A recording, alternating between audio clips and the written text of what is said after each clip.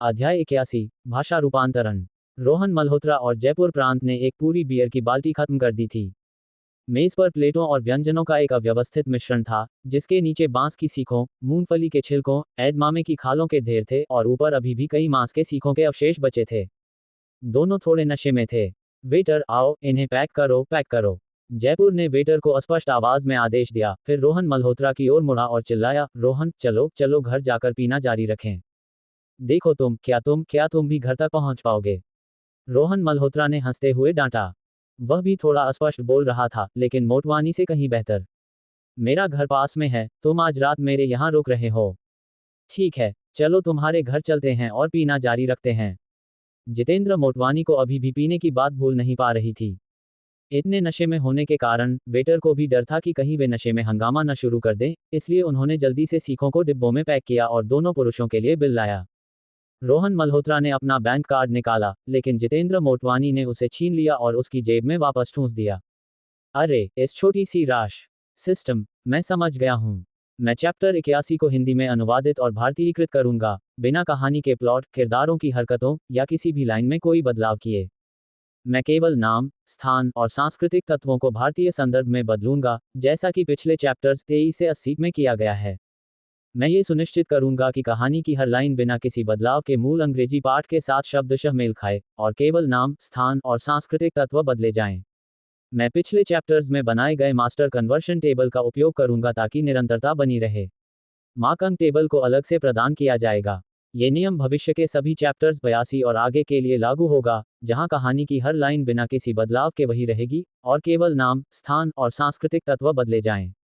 इस चैप्टर में बाई शाओसेंग को रोहन मल्होत्रा, जेंगडोंग प्रोविंस, जेंगपंगजी को जयपुर प्रांत, जितेंद्र मोटवानी, रेड लोटस को रक्तकमल और टियन्नन होटल को इंद्रपुर होटल में बदला गया है। चैप्टर 2, 40, 43-80, 79-80 से।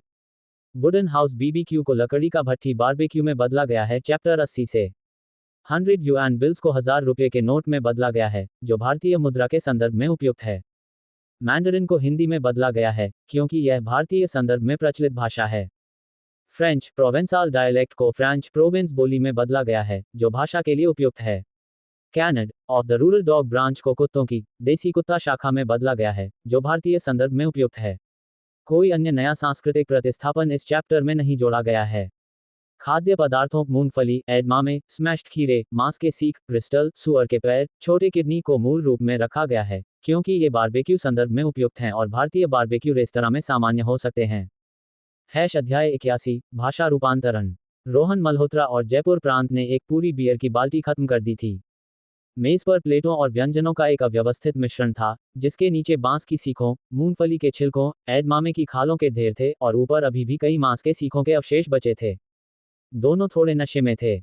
वेटर, आओ, इन्हें पैक करो, पैक करो। जयपुर ने वेटर को स्पष्ट आवाज में आदेश दिया, फिर रोहन मल्होत्रा की ओर मुड़ा और चिल्लाया, रोहन, चलो चलो घर जाकर पीना जारी रखें। देखो क्या तुम भी घर तक पहुंच पाओगे?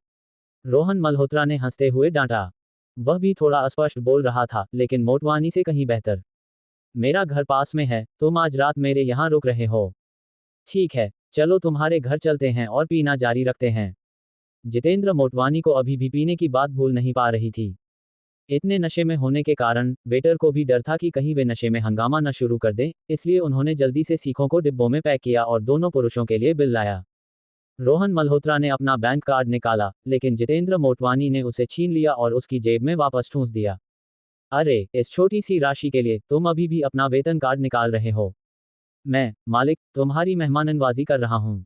जयपुर ने कई 1000 रुपये के नोट निकाले, अपनी तिरछी आंखों से उन्हें ठीक से गिन नहीं पाया, और बस सभी को वेटर को सौंप दिया। बाकी रखने की जरूरत नहीं, बाकी टिप है। अब वेटर मुस्कुराते हुए कान से कान तक था और उत्साहपूर्वक भाइयों को दरवाजे तक ले गया। बाहर रात शानदार थी, शाम की हवा ठंडी थी। रोहन मल्होत्रा और जयपुर प्रत्येक ने एक टेक आउट बैग लिया, सड़क पर धातु की तरह चाल चलते हुए। वे नहीं जानते थे कि वे कहाँ जा रहे थे, लेकिन यह निश्चित रूप से घर की दिशा में नहीं था। दोनों बातचीत करते और भटकते हुए काफी हद तक होश में आ गए।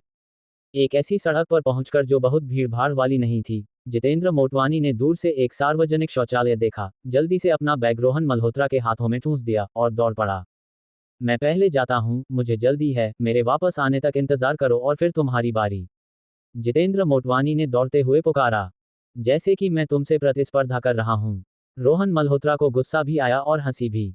उसने देखा कि मोटवानी अपनी जल्दबाजी में ठोकर खाकर मुंह के बल गिर गया। रोहन मल्होत्रा डर से उछल पड़ा, पूछने के लिए चिल्लाने ही वाला था कि क्या वह ठीक है। तभी उसने देखा कि मोटा आदमी उसी जगह पर लुढ़क गया, उठ खड़ा हुआ और दौड़ना जारी रखा। उसकी हरकत पानी की तरह बहती हुई, अविश्वसनीय रूप से फुर्तीली, बिना किसी रुकावट के थी। रोहन मल्होत्रा अवाक रह गया। दो टेक आउट बैग ले जाते हुए रोहन मल्होत्रा एक स्ट्रीट लैंप के नीचे चला गया और वहां इंतजार करने लगा। थोड़ी देर बाद रोहन मल्होत्रा ने अचानक देखा कि कोई सामने की दिशा से सीधे उसकी ओर आ रहा था। उनके कदकाठी से वे लंबे और मजबूत थे।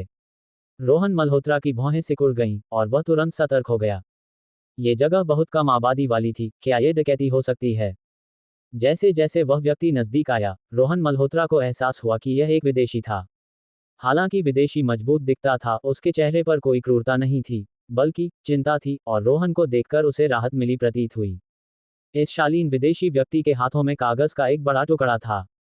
जैसे जैसे वह नजदीक आया, रोहन मल्होत्रा ने स्पष्ट रूप से देखा कि विदेशी के हाथ में एक नक्शा था।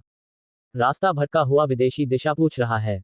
रोहन मल्होत्रा ने अनुमान लगाया और जैसे ही विदेशी उसके पास आया, विदेशी का चेहरा सिकुड़ गया। संभवतः रोहन मल्होत्रा से शराब की गंध महसूस करके थोड़ा हिचकिचाया, लेकिन फिर भी नक्शा उठाया, कुछ बड़बड़ाया, इशारा करते हुए वास्तव में दिशा पूछ रहा था। क्या वह अंग्रेजी नहीं बोल रहा था? रोहन मल्होत्रा हैरान रह गया। होस्ट की जरूरत का पता चला। दूसरी सहायक कार्यक्षमता सक्रिय भाषा अनुवाद विश्लेषण पूरा। दूसरी पार्टी द्वारा बोली गई भाषा फ्रेंच प्रोवेंस बोली है। अनुवाद शुरू। रक्तकमल की आवाज गूंजी। लगभग उसी समय रोहन मल्होत्रा ने अपने कानों में प्रामाणिक हिंदी सुनी, अभी भी विदेशी के लहजे में। मैं इंद्रपुर होटल जाना चाहता हूँ, वहां कैसे पहुंचूं? नक्शे में लिखा है कि यह पास में है, लेकिन मुझे यह मिल नहीं रहा। क्या आप मेरी मदद कर सकते हैं? विदेशी ने दोहराया, फिर आह भरी और थोड़ा निराश होकर सिर हिलाया। ठीक है मेरे दोस्त, ऐसा लगता है कि आप मेरी भाषा नहीं समझते। इंद्रपुर होटल बस एक गली दूर है, बहुत पास है।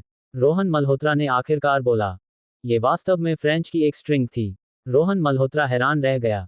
विदेशी भी हैरान रह गया, उसकी आंखें अचानक चमक उठीं। मेरे भगवान, आपकी फ्रेंच इतनी प्रामाणिक है, यह मेरे गृहनगर से है। विदेशी उतना ही उत्साहित था जितना कि किसी विदेशी धरती पर पुराने दोस्त से मिलने पर होता है। रोहन मल्होत्रा ने एक पल के लिए हिचकिचाया, फिर समझ गया। ऐसा लगता था कि एक बार जब वह भाषा अनुवाद सक्रिय करता, तो वह दूसरी पार्टी की भाषा स्वतंत्र रूप से बोल सकता था। ये बिल्कुल भी बुरा नहीं था। यह विदेशी भी बहुत भाग्यशाली था। रोहन मल्होत्रा ने एक दिशा की ओर इशारा किया, धैर्यपूर्वक विदेशी को बताया कि कैसे जाना है, और दूसरा मुर्गी की तरह सिर हिलाता रहा।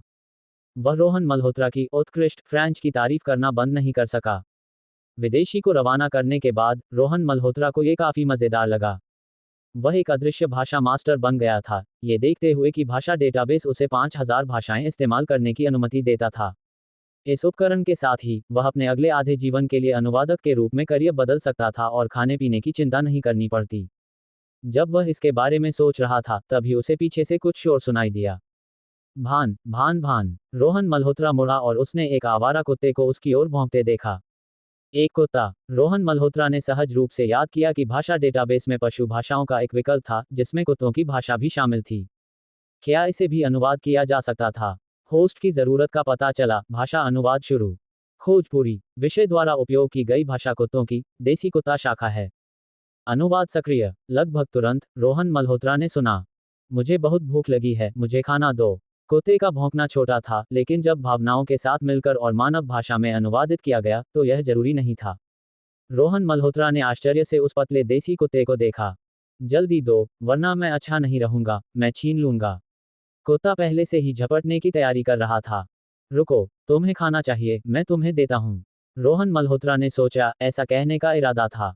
हालांकि जो आवाज उसने निकाली वह थी भान भान भान भान भान भान।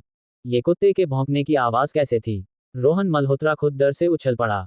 ऐसा लगता था कि इस भाषा अनुवाद को वास्तव में कुछ अभ्यास की जरूरत थी और इसे सावधानी से इस्तेमाल करना चाहिए। वह आवारा देसी कुत्ता, जो काफी उग्र था, भी डर से उछल पड़ा। रोहन मल्होत्रा को बड़ी बड़ी आंखों से घूरने लगा, यहां तक कि थोड़ा कांपने लगा। रोहन मल्होत्रा अवाक रह गया। उसने जमीन पर 2 टेकआउट बैग खोले, कुत्ते को इशारा किया कि वह खा सकता है। उसे आश्वस्त करने के लिए रोहन मल्होत्रा मुड़ा और चला गया। काफी दूर चलने के बाद रोहन मल्होत्रा ने पीछे मुड़कर देखा और कुत्ते को लालच से खाते हुए देखा, फिर भी सावधानी से उसकी ओर नजर रखते हुए। रोहन मल्होत्रा ने सिर हिलाया, चेहरा घुमाया और जितेंद्र मोटवानी को दूर से उसे अवाक देखते हुए पाया। तुम ठीक हो? रोहन मल्होत्रा पास गया, जितेंद्र मोटवानी की आंखों के सामने हाथ हिलाते हुए। मुझे शायद कोई समस्या है। जितेंद्र मोटवानी ने जोर से पलकें झपकाईं। मुझे लगता है कि मैंने अभी तुम्हें एक कुत्ते से बात करते देखा। मोटे आदमी ने ये देख लिया था। रोहन मल्होत्रा ने एक पल के लिए सोचा, महसूस किया कि वह इसे समझा नहीं सकता। रोहन मल्होत्रा ने जितेंद्र मोटवानी के कंधे पर थपथपाया। तुम नशे में हो, तुम शराब नहीं संभाल सकते, भविष्य में कम पियो। क्या ऐसा है? जयपुर प्रांत उलझन में था। हाँ, इस बार मैं मेहमाननवाजी कर रहा हूँ, तुम पैसे नहीं लाए, अगली बार मुझे मेहमाननवाजी करना याद रखना। रोहन मल्होत्रा ने गंभीरता से कहा, फिर चला गया। मैं पैसे नहीं लाया, मुझे कैसे याद है कि मैंने ही खर्च किए। जितेंद्र मोटवानी ने रोहन मल्होत्रा की पीठ को जाते हुए देखा, अपना बटुआ निकाला, उसे खोला और पाया कि वह पूरी तरह से खाली था। वाकई एक पैसा भी नहीं बचा। क्या मैं सचमुच पैसे नहीं लाया? अध्याय 82। दुनिया कितनी छोटी है। शनिवार की सुबह जल्दी रोहन मल्होत्रा को एक के बाद एक खटखटाने की आवाजों ने झकझोर कर जगा दिया, लेकिन जब तक उसने अपनी आंखें खोली, खटखटाना बंद हो चुका था। वह निश्चित नहीं था कि यह सपना था या हकीकत। अपनी उलझन में रोहन मल्होत्रा ने महसूस किया कि वह फर्श पर सो रहा था। उसके विशाल डबल बेड पर एक मोटा आदमी लेटा हुआ था। मुझे उस कमबख्त मोटे ने लात मारकर नीचे गिरा दिया होगा। रोहन मल्होत्रा ने अपनी कनपटियों को रगड़ा, अभी भी थोड़ा सुस्त महसूस कर रहा था। अचानक एक अलार्म घड़ी बजी। ये बेडसाइड से आ रही थी, जितेंद्र मोटवानी का सेल फोन। रोहन मल्होत्रा ने एक आश्चर्यजनक दृश्य देखा। जो व्यक्ति मरे हुए सुअर की तरह सो रहा था, जयपुर प्रांत, अचानक उठ बैठा, उन्मत्त रूप से अपने कपड़ों की तलाश करने लगा। मेरे कपड़े कहाँ हैं? तुम अपने कपड़े पहने हुए हो। रोहन मल्होत्रा ने उसे याद दिलाए बिना नहीं रह सका। जितेंद्र मोटवानी 2 सेकंड के लिए स्तब्ध रह गया, खुद को देखा, राहत की सांस ली, फिर रोहन मल्होत्रा की ओर आश्चर्य से देखते हुए बोला, रोहन, तुम यहाँ क्या कर रहे हो? यह मेरा घर है। रोहन मल्होत्रा ने असहाय होकर जवाब दिया। जितेंद्र मोटवानी ने पलकें झपकाईं, चारों ओर अच्छे से देखा और फिर शर्मिंदगी से मुस्कुराया। अरे, मुझे कहना होगा, तुम प्रभावशाली हो। अलार्म बजता है और तुम ऐसे उठते हो जैसे ये सैन्य जागरण हो, ऐसी दृढ़ता सराहनीय है। इसके लिए रोहन मल्होत्रा वास्तव में प्रभावित था। जितेंद्र मोटवानी ने कड़वी मुस्कान दी। यह एक आदत है जो मैंने हाल के वर्षों में विकसित की है। तुम्हें क्या लगता है मैं स्कूल का प्रिंसिपल कैसे बना? मैंने कड़ी मेहनत से इसे हासिल किया है। मैंने तो अच्छे 10 किलो वजन भी कम किया है। जितेंद्र मोटवानी ने बोलते हुए ऐसा लग रहा था जैसे उसके शब्दों में वास्तविक तीखापन था। ऐसा लग रहा था जैसे खोया हुआ वजन उसे काफी दुख दे रहा हो। रोहन मल्होत्रा ने सिर खुजलाया, उसे नहीं लगा कि मोटा आदमी उसकी स्मृति में मौजूद व्यक्ति से जरा भी पतला हुआ था। 10 किलो तो दूर की बात। इसका मतलब था कि स्कूल छोड़ने के बाद से जयपुर प्रांत वास्तव में और मोटा हो गया था। अब जबकि दोनों पूरी तरह से जाग चुके थे और नींद नहीं थी। रोहन मल्होत्रा पहले तरोताजा होने के लिए गया। जितेंद्र मोटवानी बाथरूम के दरवाजे के चौखट पर टेक लगाए, रोहन मल्होत्रा से अंदर बेकार की बातें करने लगा। कल बिल किसने चुकाया? ईमानदारी से बता, क्या तुम नशे में धुत होकर सड़कों पर भौंकने लगे थे? अलार्म बजने से पहले मुझे हल्का हल्का याद है कि किसी ने दरवाजा खटखटाया था। आखिरी वाक्य खत्म होने से पहले दरवाजे पर फिर से खटखटाहट हुई। इस बार यह वास्तविक था, सपना नहीं। रोहन मल्होत्रा ने बाथरूम से सिर बाहर निकाला, उसके मुंह के चारों ओर टूथपेस्ट का झाग था। यह मेरा नाश्ता डिलीवरी है, क्या तुम इसे ले सकते हो? रोहन मल्होत्रा ने मेज पर रखी चाबियों की ओर इशारा किया। वाह, तुमने तो नाश्ता भी मंगवाया। कितना शानदार, ये जानकर कि खाना है। जितेंद्र मोटवानी उत्साहित हो गया, जल्दी से गया और चाबियां लेकर दरवाजा खोलने लगा। मुंह धोकर और तौलिए से पोंछकर रोहन मल्होत्रा बाहर निकला। वह अपनी आकर्षक पड़ोसन को जितेंद्र मोटवानी को दिखाने का इरादा रखता था। आखिरकार उसने भी उसके लिए नाश्ता बनाया था। रोहन मल्होत्रा ने सोचा कि यह थोड़ा डींग मारने का अच्छा मौका था। तुमने दरवाजा खोलने में इतना समय क्यों लिया? मैंने कई बार खटखटाया और मैं तो वापस जाकर इसे गर्म करने भी गई थी। जल्दी करो। दरवाजा अभी पूरी तरह से नहीं खुला था, लेकिन बाहर से आने वाली आवाज पहले ही सुनाई दे रही थी, एक कोमल और मधुर महिला की आवाज, सुनने में बहुत सुखद। जितेंद्र मोटवानी का चेहरा अचानक कुछ अजीब हो गया। जब दरवाजा पूरी तरह से खुला तो जितेंद्र मोटवानी और बाहर की महिला, काव्या वर्मा, दोनों चौंक गए। जैसे ही रोहन मल्होत्रा उन्हें मिलवाने वाला था, उसे कुछ गड़बड़ महसूस हुई। काव्या, प्रिंसिपल, दोनों ने एक साथ चिल्लाया। वे एक दूसरे को जानते थे। रोहन मल्होत्रा तुरंत समझ गया और एक सूखी हंसी निकालने से खुद को नहीं रोक सका। मैं तो बस कह रहा था, एक ट्रेनिंग इंस्ट्रक्टर बन गया और दूसरी ने ट्रेनिंग क्लास शुरू की, कितना संयोग। रोहन मल्होत्रा ने चिल्लाकर कहा, दुनिया कितनी छोटी है। जितेंद्र मोटवानी वही व्यक्ति था, काव्या वर्मा का बॉस, जिसे रोहन मल्होत्रा ने अनगिनत बार कोसा था। तुम रोहन के लिए नाश्ता लाने आए। जितेंद्र मोटवानी को कुछ विश्वास नहीं हुआ। तुम रोहन मल्होत्रा के दोस्त हो। काव्या वर्मा भी अविश्वास से भरी थी। लंगोटिया यार। जितेंद्र मोटवानी ने प्लेट ली और पीछे मुड़कर रोहन मल्होत्रा से पूछना नहीं भूला, हम दोनों में कौन बड़ा है? रोहन मल्होत्रा स्तब्ध रह गया। क्या मुझे उसे भाभी कहना चाहिए या छोटी बहन? जयपुर प्रांत ने अतिशयोक्तिपूर्ण ढंग से होठों के आकार की तुलना की। ठीक है, तुम दोनों पहले बात करो, मैं चलती हूँ। मेरे पास आज क्लास है और मुझे तुरंत वहां पहुंचना है, काव्या वर्मा ने मुस्कुराते हुए कहा और जाने के लिए मुड़ गई। वह कुछ कदम चली, फिर वापस आई। प्रिंसिपल जयपुर, कल की वह ट्रेनिंग बहुत महत्वपूर्ण है, क्या आप वाकई नहीं जा रहे? काव्या वर्मा ने पूछा।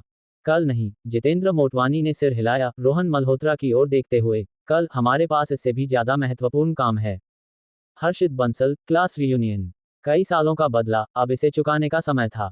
तो ठीक है, मैं पहले जा रही हूँ, काव्या वर्मा ने मुस्कुराते हुए कहा और उनके पीछे दरवाजा बंद कर दिया।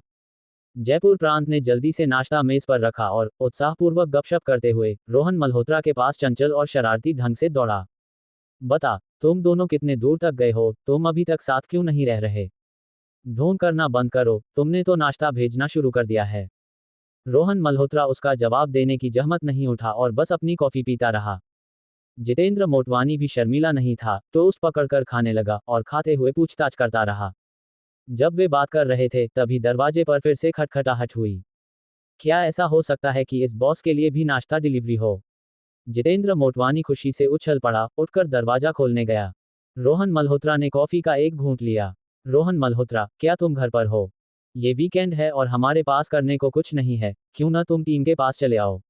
बाहर से एक और महिला की आवाज आई, काव्या वर्मा जितनी कोमल नहीं, लेकिन चांदी की घंटी की तरह कुरकुरी। रोहन मल्होत्रा ने अपनी कॉफी उगल दी। ये सब इसलिए था क्योंकि उसने लापरवाही से जयपुर को किसी मैच में प्रतिस्पर्धा करने में मदद करने के लिए हामी भर दी थी, और अब यह महिला उससे चिपक गई थी। हमेशा छुट्टियों में ये देखने आती थी कि क्या वह टीम के पास घूमने जाना चाहता है। बिल्कुल नहीं, रोहन मल्होत्रा को वास्तव में उसके साथ निपटने का कोई तरीका नहीं था। मोटवानी, बस उसे बता दे कि मैं यहाँ नहीं हूँ। रोहन मल्होत्रा ने जयपुर प्रांत से बेताबी से फुसफुसाया। सानवी महान। जयपुर प्रांत ने बाहर की आवाज को पहचान लिया, उसकी आंखें चमक उठीं और उसने रोहन मल्होत्रा को इशारा किया, बाथरूम में जाओ चुप रहना, मेरे आदर्श के साथ मेरे कीमती पल को बर्बाद मत कर। पहली बार रोहन मल्होत्रा ने आज्ञाकारी ढंग से वैसा ही किया जैसा कहा गया और बाथरूम में घुस गया। जयपुर प्रांत ने जल्दी से अपने हाथ में टोस्ट रखा, मुंह के कोने से टुकड़े पोंछे, अचानक दुखी और गुस्से में महसूस करने लगा। आह, ये कमीना रोहन, वह महिलाओं के साथ इतना भाग्यशाली कैसे हो सकता है? कम भक्त, क्या वह दो रिश्ते निभाने जा रहा है? कितना घिनौना। मेरी सानवी महान, मुझे बहुत जलन हो रही है। जितेंद्र मोटवानी उत्साहपूर्वक दरवाजा खोलने गया। बाथरूम के दरवाजे के पीछे पीठ टिकाए रोहन मल्होत्रा ने हल्के से सुना कि जयपुर प्रांत बाहर सानवी गुप्ता से बात कर रहा था। वह खुद अपनी कॉफी पीता रहा, उसकी नजर एक जगह पर टिक गई। बाथरूम के एक कोने में दो हरी ईंटें थीं। ये वही थी जो जितेंद्र मोटवानी ने कल रात जिद करके वापस लाई थी, ये कहते हुए कि वे हर्षित बंसल के लिए तैयार की गई थीं। रोहन मल्होत्रा की नजरें गहरी हो गईं। अतीत में उसने भी एक से अधिक बार हर्षित बंसल को ईंट से मारने के बारे में सोचा था, लेकिन वे अपर्याप्त ताकत के दबाव में अंतिम उपाय के विकल्प थे। अब बात अलग थी। रक्तकमल, काम शुरू करने का समय। रोहन मल्होत्रा ने अपने मन में सोचा। हमेशा तैयार। रक्तकमल की आवाज हमेशा सुखद थी। कल के लिए तैयारी करने का समय था। रोहन मल्होत्रा की आंखें तेजी से सिकुड़ गईं। इस बार वह हर्षित बंसल को 100 गुना बदतर सजा देगा, जो शारीरिक दर्द से कहीं अधिक होगी। अध्याय 83। भोज से पहले। सानवी गुप्ता को विदा करने और नाश्ता करने के बाद जयपुर प्रांत भी नहीं गया। कल क्लास रियूनियन था। वह रोहन मल्होत्रा को लगातार तंग कर रहा था कि उस समय जो हुआ उसके लिए हर्षित बंसल से न्याय कैसे लिया जाए। जयपुर प्रांत को बाथरूम में उठाई गई उन दो ईंटों के लिए विशेष लगाव था। मैं कल एक बैकपैक ले जाने की योजना बना रहा हूं, उन्हें अंदर रखूंगा और सही मौके पर मैं उन्हें हर्षित बंसल के सिर पर दे मारूंगा, जयपुर प्रांत ने गंभीरता से कहा, बिना किसी मजाक के, और रोहन मल्होत्रा से पूछा, तुम्हें क्या लगता है? बिल्कुल अच्छा नहीं। क्या बदला लेने के लिए हिंसा जरूरी है? अगर तुम उसे मार डालोगे तो तुम जेल में जाओगे। एक नीच के लिए यह इसके लायक नहीं है। रोहन मल्होत्रा ने सिर हिलाया, फिर एक और पंक्ति जोड़ी। सबसे महत्वपूर्ण बात यह है कि यह पर्याप्त क्रूर नहीं है। पर्याप्त? बिल्कुल नहीं, ये पर्याप्त नहीं था। उनके जीवन लगभग बर्बाद हो गए थे, सिर्फ इसलिए कि हर्षित बंसल का सिर खून से लथपथ हो जाए। क्या इसे बराबर मान लिया जाएगा? कतई नहीं। रोहन मल्होत्रा हमेशा खुद को आलसी व्यक्ति मानता था, कभी कभी तो इतना आलसी कि वह दुश्मनी भी नहीं रखता था। लेकिन हर्षित बंसल के प्रति उसकी नफरत वह अपनी मृत्यु तक कभी नहीं भूलेगा। जयपुर प्रांत को देखकर रोहन मल्होत्रा को विश्वविद्यालय के दिनों का वह बहुत ही सहज, आसानी से धमकाया जाने वाला मोटा लड़का याद आया। उस समय जयपुर प्रांत हमेशा हंसता और मजाक करता था, कभी गुस्सा नहीं होता या किसी से झगड़ा नहीं करता था, और जब उसका मजाक उड़ाया जाता था तो वह मजाक करने वाले से भी ज्यादा जोर से हंसता था। ऐसा बेफिक्र मोटा आदमी अब किसी का सिर ईंट से फोड़ना चाहता था। रोहन मल्होत्रा समझ गया, विश्वविद्यालय में उनके आखिरी दिन उसके और मोटे आदमी के लिए नरक जैसे थे। जब तक वे कैंपस में थे, चाहे वे कहीं भी जाएं, उनकी रीढ़ में चुभन, मजाक और अपमान का सामना करना पड़ता था। कई दोस्त अजनबी बन गए, कई अवसर केवल भ्रम बन गए। उनके रिकॉर्ड में अमित दाग उनके जीवन भर साथ रहेगा, बिना किसी आश्चर्य के एक स्थायी कलंक बनकर। अपने विश्वविद्यालय के वर्षों में रोहन मल्होत्रा उत्कृष्ट था, चाहे पढ़ाई में हो या संगठनात्मक कौशल में, वह सर्वश्रेष्ठ में से एक था, और कुछ ने तो भविष्यवाणी भी की थी कि उसे निश्चित रूप से एक स्थिर नौकरी मिलेगी। लेकिन सार्वजनिक धन के दुरुपयोग के दाग और ऐसी सजा के साथ रोहन मल्होत्रा सिविल सर्विस परीक्षा देने के बारे में सोच भी नहीं सकता था। इतना ही नहीं, उसका डिग्री प्रमाण पत्र स्कूल ने दुराचार के लिए रोक लिया था और उसे अपनी डिप्लोमा भी नहीं मिल सका।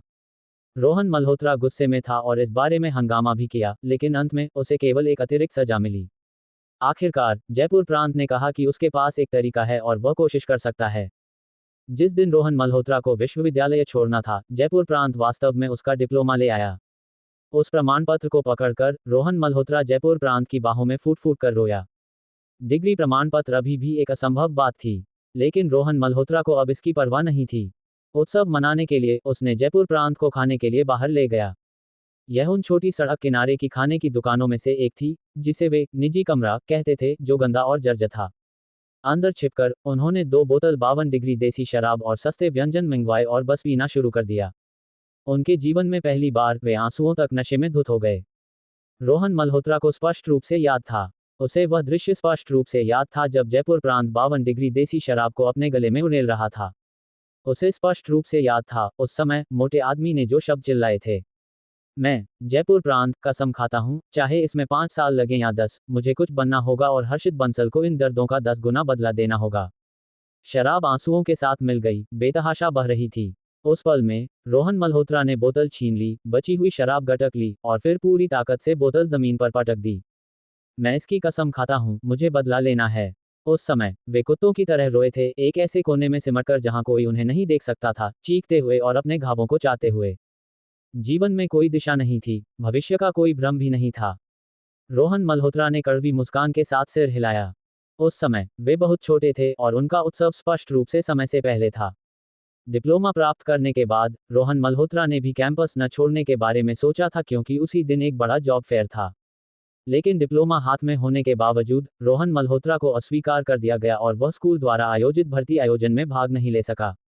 उस दिन रोहन मल्होत्रा चला गया और जयपुर प्रांत के कुछ लोगों को छोड़कर उसने बाकी सभी से संपर्क तोड़ दिया। हाल के वर्षों में ही उसने धीरे धीरे कुछ लोगों से फिर से संपर्क किया था। क्योंकि उसके पास डिग्री प्रमाण पत्र नहीं था और उसका रिकॉर्ड दागदार था, वह बड़ी कंपनियों में नहीं जा सका। वह केवल सूर्या मीडिया जैसी छोटी कंपनी में, जहां आवश्यकताएं कम थीं, काम का अनुभव प्राप्त करने के लिए जा सका। इन वर्षों में रोहन मल्होत्रा ने अपने सभी कष्टों और दुखों को सावधानीपूर्वक दर्ज किया था, भूलने की हिम्मत नहीं की। अब वह आखिरकार हर्षित बंसल से फिर से मिलने जा रहा था। उसके विचार वर्तमान में लौट आए।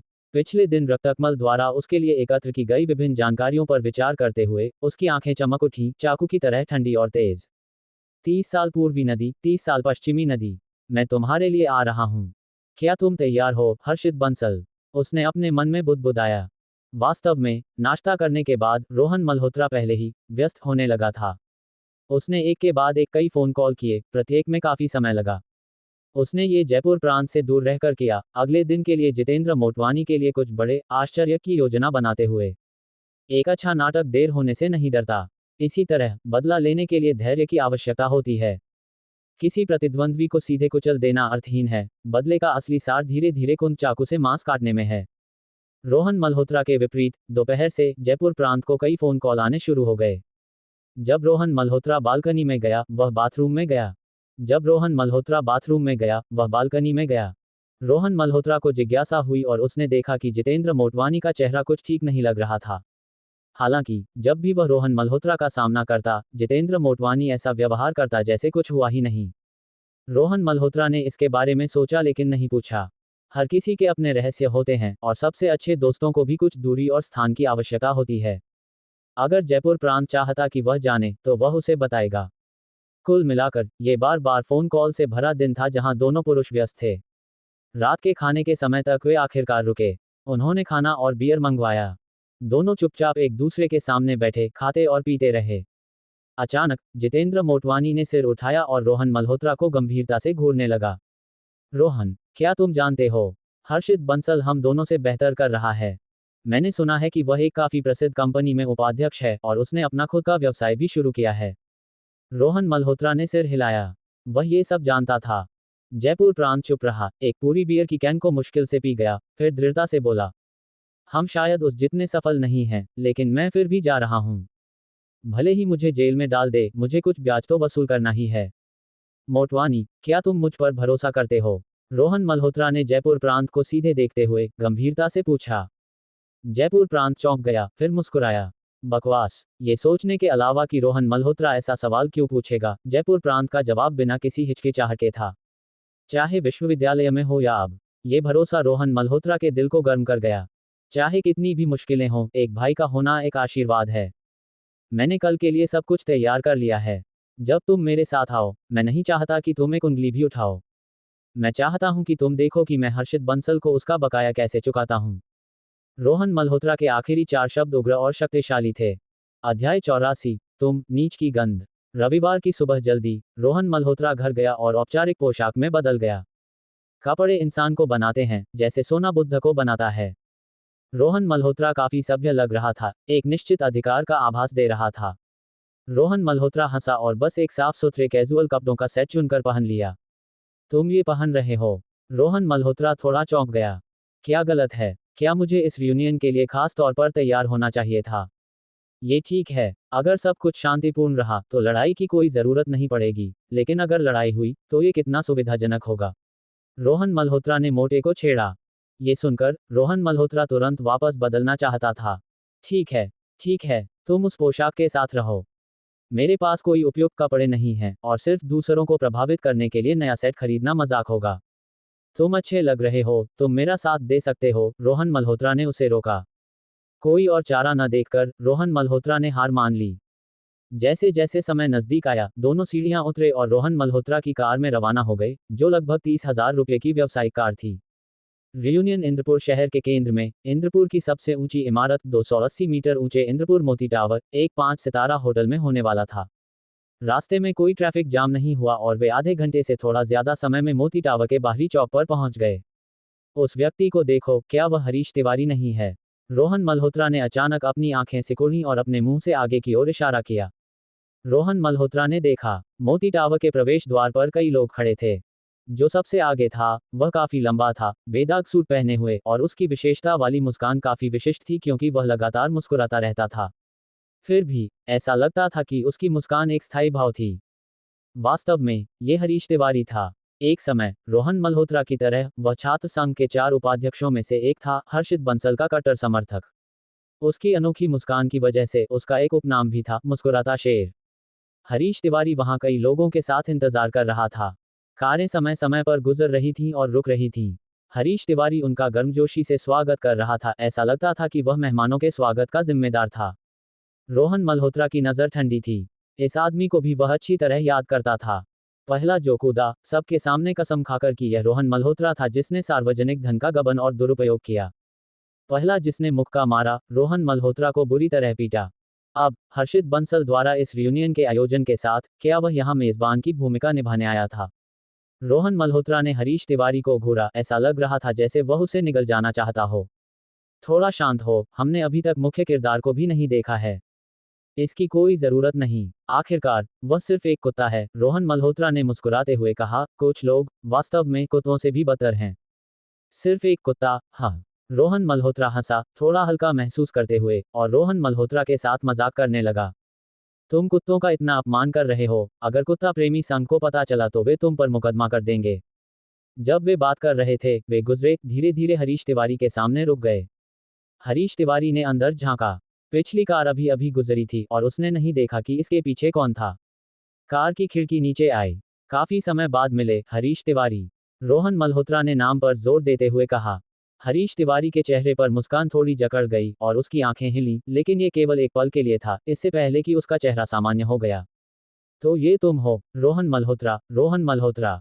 हरीश तिवारी ने इन दो नामों को लिया, उसके मुंह के कोनों पर मुस्कान और भी बढ़ गई। ये बहुत अच्छा है कि तुम आ सके, वाकई बहुत अच्छा। हरीश तिवारी की मुस्कान चमक रही थी। इन भाइयों ने उस समय उन्हें खूब परेशान किया था।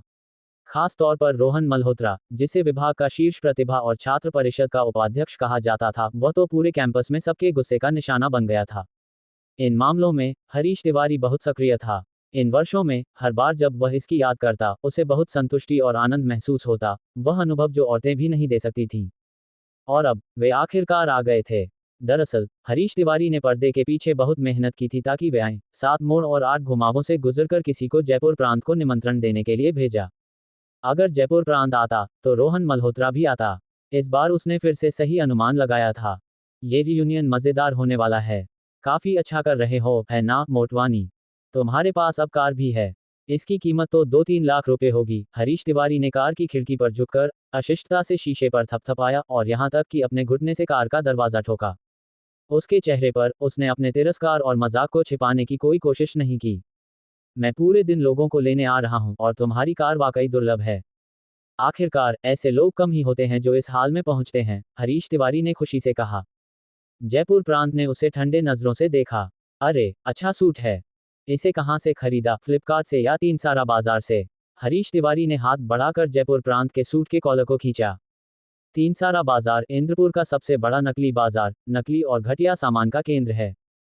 जयपुर प्रांत की जबड़े की मांसपेशियां सख्त हो गईं, लेकिन रोहन मल्होत्रा की पहले की सलाह को याद करते हुए उसने एक बार फिर इसे सह लिया।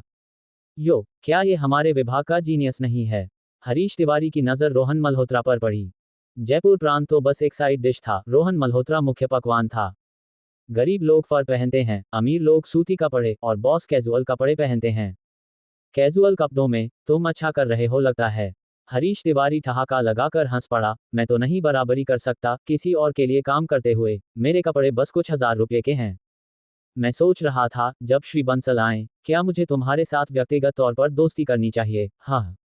रोहन मल्होत्रा ने हरीश तिवारी को उदासीनता से देखा और मुस्कुराया। अगर तुम्हारे श्री बंसल मेरे साथ दोस्ती नहीं करते तो मुझे ही पहल करके उन्हें ढूंढना चाहिए, उनकी पुरानी मेहरबानियों को कभी नहीं भूलना चाहिए। रोहन मल्होत्रा ने जयपुर प्रांत की कार से एयर फ्रेशनर की एक कैन उठाई और आराम से हरीश तिवारी के चेहरे की ओर छिड़काव किया। हरीश तिवारी असावधान पकड़ा गया, चिल्लाया और पीछे हट गया। हाल ही में बाहर धुंध खराब रही है, बेहतर होगा कि तुम अपनी कार की खिड़कियां बंद कर लो। मैं नहीं चाहता कि नीच की बदबू अंदर आए। रोहन मल्होत्रा ने फ्रेशनर मोटे को सौंप दिया। जयपुर प्रांत ने संदेश समझ लिया, अपनी ताकत जुटाई और उसे हरीश तिवारी के चेहरे पर फेंक दिया। हरीश तिवारी ने एक और चीख निकाली। कोई बात नहीं, थोड़ा और छिड़क दो, गंध बहुत तेज है। बस ये याद रखना कि बाद में जब हम ऊपर जाएं तो हमसे दूर रहना। जयपुर प्रांत ने जानबूझकर जोर से हंसा और गाड़ी तेजी से भगा दी। तुम कमीने, जयपुर प्रांत ने उत्साह से रोहन मल्होत्रा से कहा, जब बात चातुर्य की आती है, तुम अकेले शब्दों से ही सबको हरा सकते हो। अच्छा, तुम ताने मारो और मैं लड़ाई संभालूंगा। मिलकर हम उन्हें साफ कर देंगे। रोहन मल्होत्रा ने कंधे उचकाए। अभी तुम काफी धैर्यवान थे। अगर मुझे बुलाया जाता तो मैं फट पड़ता, लेकिन मैंने नहीं कहा कि तुम्हें उसे सहना होगा। रोहन मल्होत्रा खुद को रोक नहीं सका। और तुम चीजें क्यों फेंक रहे हो? क्या चीजों की कीमत नहीं होती? अरे, तो तुम्हारा मतलब वह नहीं था? अल्पविराम, कोई बात नहीं, जब तक तुम खुश हो, रोहन मल्होत्रा ने मुस्कुराते हुए कहा। उधर हरीश तिवारी घबराहट में अपनी आंखें जोर जोर से मल रहा था। उसके आसपास कई लोग हड़बड़ाहट में इधर उधर भाग रहे थे, फिर भी कोई मदद नहीं कर सका। किसी ने आखिरकार सुझाव दिया कि आंखों को पानी से धोया जाए, लेकिन बोतलबंद पानी उपलब्ध न होने के कारण उन्होंने यह विचार छोड़ दिया। अपनी आंखें सड़े आड़ू की तरह लाल रगड़ने के बाद हरीश तिवारी के चेहरे पर अब उसकी ट्रेडमार्क मुस्कान नहीं थी, बल्कि एक क्रूर भाव था।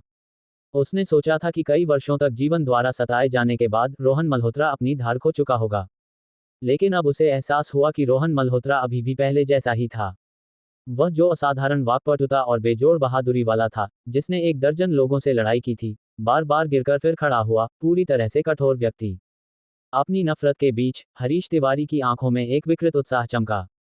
रोहन मल्होत्रा का ये संस्करण सामना करने लायक था। वर्षों पहले मैंने हर्षित बंसल की मदद से तुम्हें बर्बाद किया था। वर्षों बाद मैं तुम्हें फिर से बर्बाद करूंगा। अध्याय 85। दरवाजा पार करना आसान नहीं। रोहन मल्होत्रा और जयपुर प्रांत ने अपनी कार खड़ी की और मोती टावर के प्रवेश द्वार की ओर वापस लौटे। दूर से जयपुर प्रांत ने हरीश तिवारी को लाल आढ़ुओं की तरह सूजी हुई आंखों के साथ देखा। मोटे को जोर से हंसने का दौर पड़ गया, जो हरीश तिवारी की पहले की हंसी से भी ज्यादा मजेदार था। हरीश तिवारी के आसपास के कुछ सहपाठी थोड़े कुछ ने पीछे से चुपके से सिर हिलाया और हाथ हिलाया, अभिवादन के रूप में। रोहन मल्होत्रा ने हल्के से सिर हिलाया।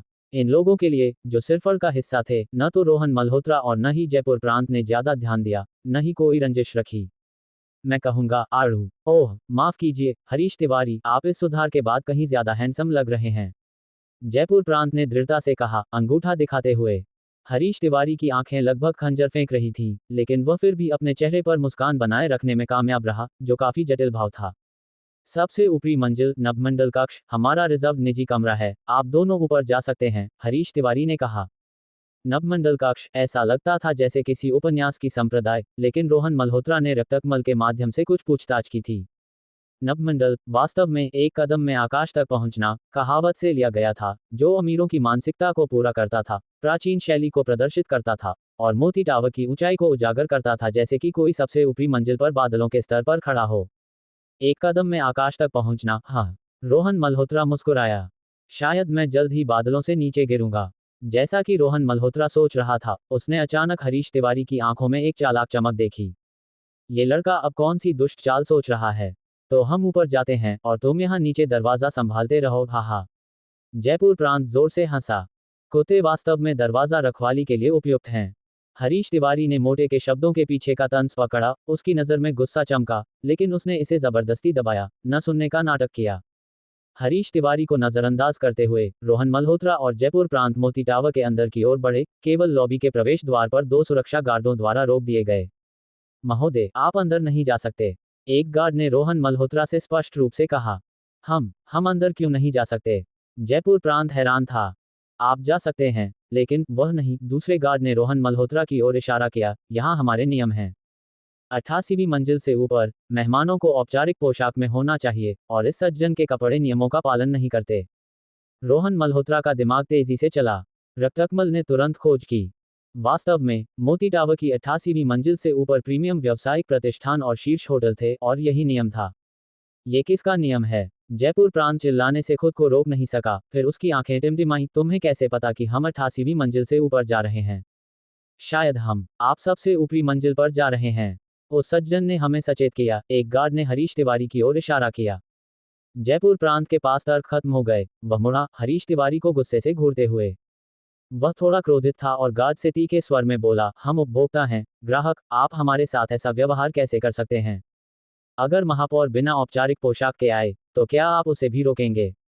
उसे हम नहीं रोकेंगे, गार्ड ने आलस्य से जवाब दिया। क्या आप महापौर हैं?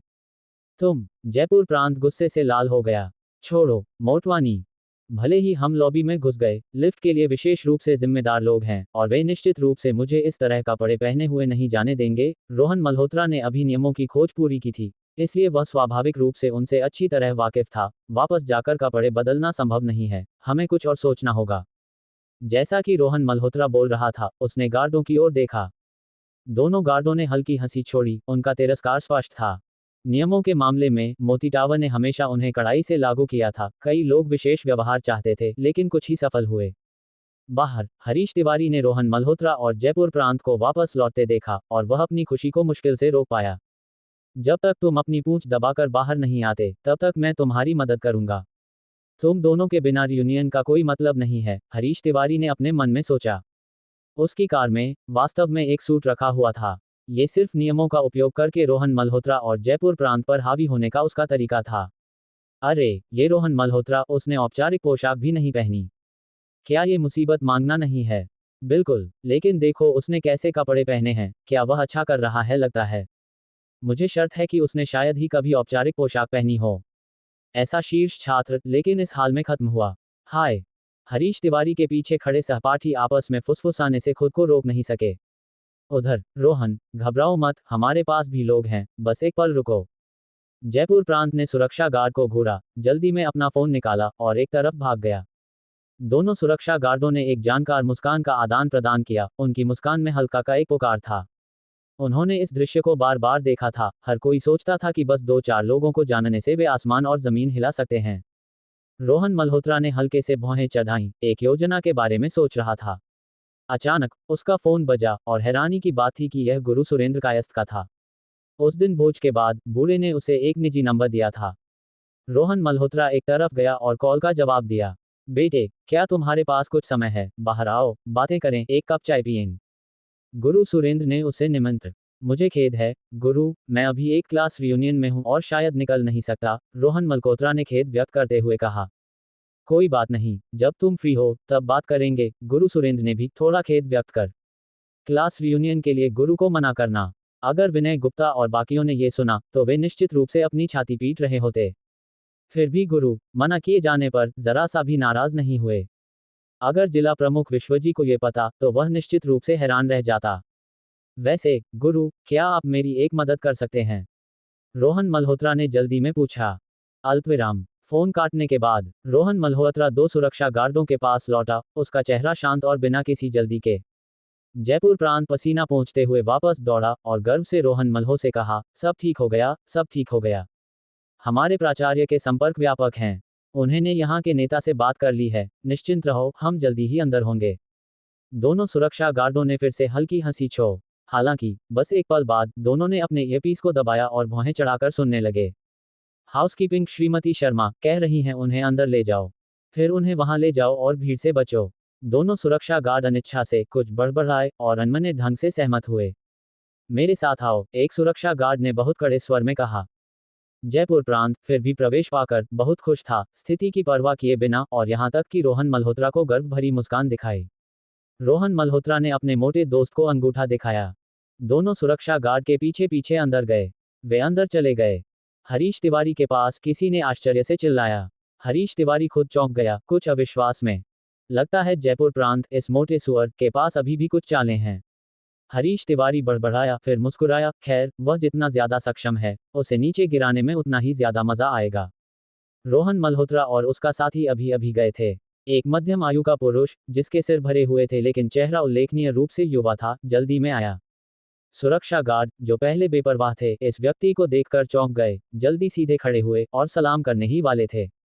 मध्यम आयु के व्यक्ति ने उन्हें इशारा करके रोका, चिंतित होकर पूछा, वे कहाँ हैं, वे जो अभी तुम लोगों ने यहाँ रोके थे? ये थी श्रीमती शर्मा, थी हाउसकीपिंग से, उन्होंने मांग किया कि हम उन्हें अंदर जाने दें, वे अभी अंदर ले जाए गए हैं। सुरक्षा गार्ड का चेहरा पीला पड़ गया, हकलाते हुए, फिर भी झूठ बोलने की हिम्मत नहीं की। मध्यम आयु के व्यक्ति ने भौहें चढ़ाईं, एक पल के लिए चुप रहे। तुम्हारा सुरक्षा विभाग और रसद विभाग लापरवाह रहा, अपनी शक्तियों का दुरुपयोग किया, इस महीने का बोनस गया। हाँ, उस बुजुर्ग शर्मा से कहो कि सामने के गेट पर आए और 1 महीने तक पहरेदारी करे। मध्यम आयु का पुरुष ठंडा सा फूंका और मुड़कर चला गया। सुरक्षा गार्डों के माथे पर ठंडा पसीना छूट गया। अध्याय 85। दरवाजा पार करना आसान नहीं। रोहन मल्होत्रा और जयपुर प्रांत ने अपनी कार खड़ी की और मोती टावर के प्रवेश द्वार की ओर वापस लौटे। दूर से जयपुर प्रांत ने हरीश तिवारी को लाल आड़ुओं की तरह सूजी हुई आंखों के साथ देखा। मोटे को जोर से हंसने का दौर पड़ गया, जो हरीश तिवारी की पहले की हंसी से भी ज्यादा मजेदार था। हरीश तिवारी के आसपास के कुछ सहपाठी थोड़े कुछ ने पीछे से चुपके से सिर हिलाया और हाथ हिलाया, अभिवादन के रूप में। रोहन मल्होत्रा ने हल्के से सिर हिलाया। इन लोगों के लिए, जो सिरफल का हिस्सा थे, न तो रोहन मल्होत्रा और न ही जयपुर प्रांत ने ज्यादा ध्यान दिया, न ही कोई रंजिश रखी। मैं कहूंगा, आड़ू। ओह, माफ कीजिए हरीश तिवारी, आप इस सुधार के बाद कहीं ज्यादा हैंडसम लग रहे हैं, जयपुर प्रांत ने दृढ़ता से कहा, अंगूठा दिखाते हुए। हरीश तिवारी की आंखें लगभग खंजर फेंक रही थीं, लेकिन वह फिर भी अपने चेहरे पर मुस्कान बनाए रखने में कामयाब रहा, जो काफी जटिल भाव था। सबसे ऊपरी मंजिल, नभमंडल कक्ष, हमारा रिजर्व निजी कमरा है, आप दोनों ऊपर जा सकते हैं, हरीश तिवारी ने कहा। नभमंडल कक्ष, ऐसा लगता था जैसे किसी उपन्यास की संप्रदाय, लेकिन रोहन मल्होत्रा ने रक्तकमल के माध्यम से कुछ पूछताछ की थी। नभमंडल वास्तव में एक कदम में आकाश तक पहुंचना कहावत से लिया गया था, जो अमीरों की मानसिकता को पूरा करता था, प्राचीन शैली को प्रदर्शित करता था और मोती टावर की ऊंचाई को उजागर करता था, जैसे कि कोई सबसे ऊपरी मंजिल पर बादलों के स्तर पर खड़ा हो। एक कदम में आकाश तक पहुंचना। हाँ, रोहन मल्होत्रा मुस्कुराया। शायद मैं जल्द ही बादलों से नीचे गिरूंगा। जैसा कि रोहन मल्होत्रा सोच रहा था, उसने अचानक हरीश तिवारी की आंखों में एक चालाक चमक देखी।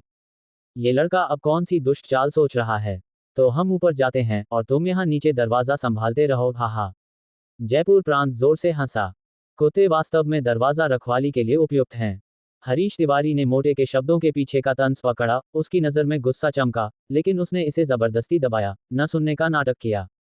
हरीश तिवारी को नजरअंदाज करते हुए रोहन मल्होत्रा और जयपुर प्रांत मोती टावर के अंदर की ओर बढ़े। केवल लॉबी के प्रवेश द्वार पर 2 सुरक्षा गार्डों द्वारा रोक दिए गए। महोदय, आप अंदर नहीं जा सकते, एक गार्ड ने रोहन मल्होत्रा से स्पष्ट रूप से कहा। हम अंदर क्यों नहीं जा सकते? जयपुर प्रांत हैरान था। आप जा सकते हैं, लेकिन वह नहीं, दूसरे गार्ड ने रोहन मल्होत्रा की ओर इशारा किया। यहाँ हमारे नियम हैं। 88वीं मंजिल से ऊपर मेहमानों को औपचारिक पोशाक में होना चाहिए, और इस सज्जन के कपड़े नियमों का पालन नहीं करते। रोहन मल्होत्रा का दिमाग तेजी से चला। रक्तकमल ने तुरंत खोज की। वास्तव में मोती टावर की 88वीं मंजिल से ऊपर प्रीमियम व्यावसायिक प्रतिष्ठान और शीर्ष होटल थे, और यही नियम था। ये किसका नियम है? जयपुर प्रांत चिल्लाने से खुद को रोक नहीं सका, फिर उसकी आंखें टिमटिमाईं। तुम्हें कैसे पता कि हम 88वीं मंजिल से ऊपर जा रहे हैं? शायद आप सबसे ऊपरी मंजिल पर जा रहे हैं। उस सज्जन ने हमें सचेत किया। एक गार्ड ने हरीश तिवारी की ओर इशारा किया। जयपुर प्रांत के पास तर्क खत्म हो गए। वह मुड़ा, हरीश तिवारी को गुस्से से घूरते हुए। वह थोड़ा क्रोधित था और गार्ड से तीखे स्वर में बोला, हम उपभोक्ता हैं, ग्राहक, आप हमारे साथ ऐसा व्यवहार कैसे कर सकते हैं? अगर महापौर बिना औपचारिक पोशाक के आए, तो क्या आप उसे भी रोकेंगे? उसे हम नहीं रोकेंगे, गार्ड ने आलस्य से जवाब दिया। क्या आप महापौर हैं? तुम? जयपुर प्रांत गुस्से से लाल हो गया। छोड़ो, मोटवानी।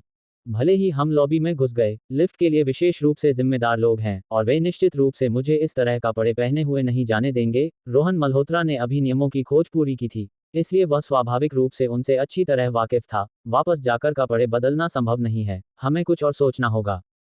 जैसा कि रोहन मल्होत्रा बोल रहा था, उसने गार्डों की ओर देखा।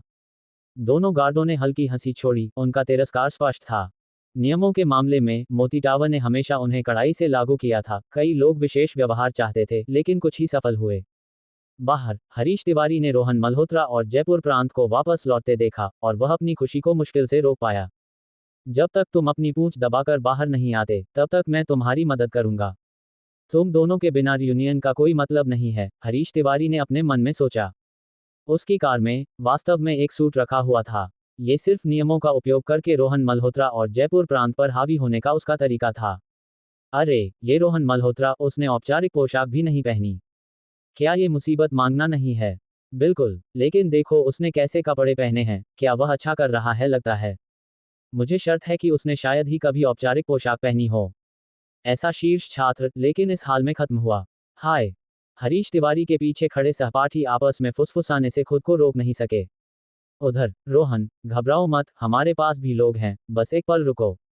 जयपुर प्रांत ने सुरक्षा गार्ड को घूरा, जल्दी में अपना फोन निकाला और एक तरफ भाग गया। दोनों सुरक्षा गार्डों ने एक जानकार मुस्कान का आदान प्रदान किया। उनकी मुस्कान में हल्का का एक पुकार था। उन्होंने इस दृश्य को बार बार देखा था। हर कोई सोचता था कि बस 2-4 लोगों को जानने से वे आसमान और जमीन हिला सकते हैं। रोहन मल्होत्रा ने हल्के से भौहें चढ़ाईं, एक योजना के बारे में सोच रहा था। अचानक उसका फोन बजा, और हैरानी की बात थी कि यह गुरु सुरेंद्र कायस्थ का था। उस दिन भोज के बाद बूढ़े ने उसे एक निजी नंबर दिया था। रोहन मल्होत्रा एक तरफ गया और कॉल का जवाब दिया। बेटे, क्या तुम्हारे पास कुछ समय है? बाहर आओ, बातें करें, एक कप चाय पिएं। गुरु सुरेंद्र ने उसे निमंत्रित। मुझे खेद है गुरु, मैं अभी एक क्लास रियूनियन में हूं और शायद निकल नहीं सकता, रोहन मल्होत्रा ने खेद व्यक्त करते हुए कहा। कोई बात नहीं, जब तुम फ्री हो तब बात करेंगे, गुरु सुरेंद्र ने भी थोड़ा खेद व्यक्त कर। क्लास रियूनियन के लिए गुरु को मना करना। अगर विनय गुप्ता और बाकियों ने ये सुना, तो वे निश्चित रूप से अपनी छाती पीट रहे होते। फिर भी गुरु, मना किए जाने पर जरा सा भी नाराज नहीं हुए। अगर जिला प्रमुख विश्वजी को ये पता, तो वह निश्चित रूप से हैरान रह जाता। वैसे गुरु, क्या आप मेरी एक मदद कर सकते हैं? रोहन मल्होत्रा ने जल्दी में पूछा। अल्पविराम। फोन काटने के बाद रोहन मल्होत्रा 2 सुरक्षा गार्डों के पास लौटा, उसका चेहरा शांत और बिना किसी जल्दी के। जयपुर प्रांत पसीना पोंछते हुए वापस दौड़ा और गर्व से रोहन मल्हो से कहा, सब ठीक हो गया, सब ठीक हो गया। हमारे प्राचार्य के संपर्क व्यापक हैं। उन्होंने यहाँ के नेता से बात कर ली है, निश्चिंत रहो, हम जल्दी ही अंदर होंगे। दोनों सुरक्षा गार्डों ने फिर से हल्की हंसी छो। हालांकि बस एक पल बाद दोनों ने अपने ईयरपीस को दबाया और भौहें चढ़ाकर सुनने लगे। हाउसकीपिंग श्रीमती शर्मा कह रही हैं उन्हें अंदर ले जाओ। फिर उन्हें वहां ले जाओ और भीड़ से बचो। दोनों सुरक्षा गार्ड अनिच्छा से कुछ बड़बड़ाए और अनमने ढंग से सहमत हुए। मेरे साथ आओ, एक सुरक्षा गार्ड ने बहुत कड़े स्वर में कहा। जयपुर प्रांत फिर भी प्रवेश पाकर बहुत खुश था, स्थिति की परवाह किए बिना, और यहां तक कि रोहन मल्होत्रा को गर्व भरी मुस्कान दिखाई। रोहन मल्होत्रा ने अपने मोटे दोस्त को अंगूठा दिखाया। दोनों सुरक्षा गार्ड के पीछे पीछे अंदर गए। वे अंदर चले गए। हरीश तिवारी के पास किसी ने आश्चर्य से चिल्लाया। हरीश तिवारी खुद चौंक गया, कुछ अविश्वास में। लगता है जयपुर प्रांत, इस मोटे सुअर के पास अभी भी कुछ चालें हैं। हरीश तिवारी बड़बड़ाया, फिर मुस्कुराया। खैर, वह जितना ज्यादा सक्षम है, उसे नीचे गिराने में उतना ही ज्यादा मजा आएगा। रोहन मल्होत्रा और उसका साथी अभी अभी गए थे। एक मध्यम आयु का पुरुष, जिसके सिर भरे हुए थे लेकिन चेहरा उल्लेखनीय रूप से युवा था, जल्दी में आया। सुरक्षा गार्ड, जो पहले बेपरवाह थे, इस व्यक्ति को देखकर चौंक गए, जल्दी सीधे खड़े हुए और सलाम करने ही वाले थे। मध्यम आयु के व्यक्ति ने उन्हें इशारा करके रोका, चिंतित होकर पूछा, वे कहाँ हैं? वे जो अभी तुम लोगों ने यहाँ रोके थे। ये थी श्रीमती शर्मा, थी हाउसकीपिंग से। उन्होंने मांग किया कि हम उन्हें अंदर जाने दें, वे अभी अंदर ले जाए गए हैं। सुरक्षा गार्ड का चेहरा पीला पड़ गया, हकलाते हुए, फिर भी झूठ बोलने की हिम्मत नहीं की। मध्यम आयु के व्यक्ति ने भौहें चढ़ाईं, एक पल के लिए चुप रहे। तुम्हारा सुरक्षा विभाग और रसद विभाग लापरवाह रहा, अपनी शक्तियों का दुरुपयोग किया, इस महीने का बोनस गया। हाँ, उस बुजुर्ग शर्मा से कहो कि सामने के गेट पर आए और 1 महीने तक पहरेदारी करे। मध्यम आयु का पुरुष ठंडा सा फूंका और मुड़कर चला गया। सुरक्षा गार्डों के माथे पर ठंडा पसीना छूट गया। अध्याय 86, चेतन मिश्रा। सुरक्षा गार्ड ने रोहन मल्होत्रा और जयपुर प्रांत को एक लिफ्ट तक ले गया और ठंडे ढंग से उन्हें एक कार्ड दिया, संक्षेप में निर्देश दिए और फिर मुड़कर चला गया। कार्ड सुरक्षा विभाग का एक अस्थायी प्रवेश पत्र था, इसके साथ वे लिफ्ट का संचालन करके सबसे ऊपरी मंजिल तक पहुंच सकते थे। प्रवेश द्वार की ओर वापस जाते समय सुरक्षा गार्ड ने अचानक अपनी भौहें सिकोड़ी, एक हाथ अपने ईयरपीस पर रखा जैसे कि उसने कुछ अविश्वसनीय सुना हो। उसके चेहरे पर आश्चर्य की झलक दिखाई दी। फिर उसने उस मध्यम आयु के व्यक्ति को अपनी ओर आते देखा, जिसके सिर पर दादी माँ जैसे ग्रे बाल थे। उसका चेहरा गंभीर और कुछ अधीर था। गार्ड का चेहरा पीला पड़ गया और वह तेजी से उससे मिलने दौड़ा। वे कहाँ हैं? मध्यम आयु के व्यक्ति ने गार्ड को बोलने का इंतजार किए बिना मांग की। वहां, गार्ड ने तुरंत इशारा किया। दूर, रोहन मल्होत्रा और जयपुर प्रांत अभी भी इंतजार कर रहे थे। मध्यम आयु का व्यक्ति ने गार्ड को नजरअंदाज किया और तेजी से उनकी ओर बढ़ा। गार्ड ने घबराहट में थूक निगला और कुछ बार बेचैनी और चिंता के साथ इधर उधर देखा, फिर तेजी से वहां से भाग गया। इंद्रपुर मोती टावर में 1 दर्जन से ज्यादा लिफ्ट लॉबी हैं, और जिसके पास रोहन मल्होत्रा और जयपुर प्रांत इंतजार कर रहे थे, वह विशेष रूप से वरिष्ठ स्तर के कर्मियों के लिए थी।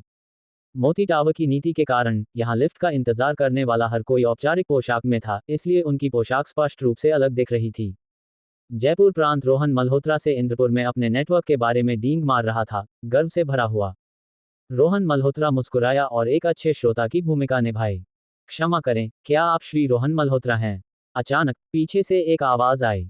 रोहन मल्होत्रा मुड़ा। उसने एक मध्यम आयु के व्यक्ति को देखा, जिसके सिर पर पूरे ग्रे बाल थे लेकिन त्वचा 30 या 40 साल के पुरुष की तरह गोरी थी, एक गर्म मुस्कान के साथ। वह बहुत सुसंस्कृत लग रहा था, लेकिन उसकी आंखों और भौहों के कोनों से निकलने वाली आभा विनय गुप्ता से भी ज्यादा प्रबल थी। आप कौन हैं? रोहन मल्होत्रा ने उत्सुकता से पूछा। वह निश्चित था कि उसने पहले कभी ऐसे व्यक्ति को नहीं देखा था। मैं गुरु सुरेंद्र कायस्थ की ओर से आया हूँ। एक कदम देर होने के लिए माफी चाहता हूँ। मध्यम आयु के व्यक्ति ने मुस्कुराते हुए कहा, बहुत आत्मीयता के साथ अपना परिचय देते हुए, मेरा नाम चेतन मिश्रा है। चेतन मिश्रा। जैसे ही रोहन मल्होत्रा ने नाम सुना, उसका दिमाग घूमा और रक्तकमल ने तेजी से मोती टावर, चेतन मिश्रा पर सभी जानकारी खोजी। जब उसे जानकारी मिली, रोहन मल्होत्रा ने तेजी से सांस ली। चेतन मिश्रा इंद्रपुर मोती टावर के समग्र प्रभारी, विकास कंपनी के उपाध्यक्ष, और चून की विकास कंपनी सरकारी थी। वह विनय गुप्ता से भी ज्यादा शक्तिशाली था। रोहन मल्होत्रा को जो हैरान करता था, चेतन मिश्रा के लहजे से उसने गुरु सुरेंद्र कायस्थ को अपना शिक्षक भी कहा।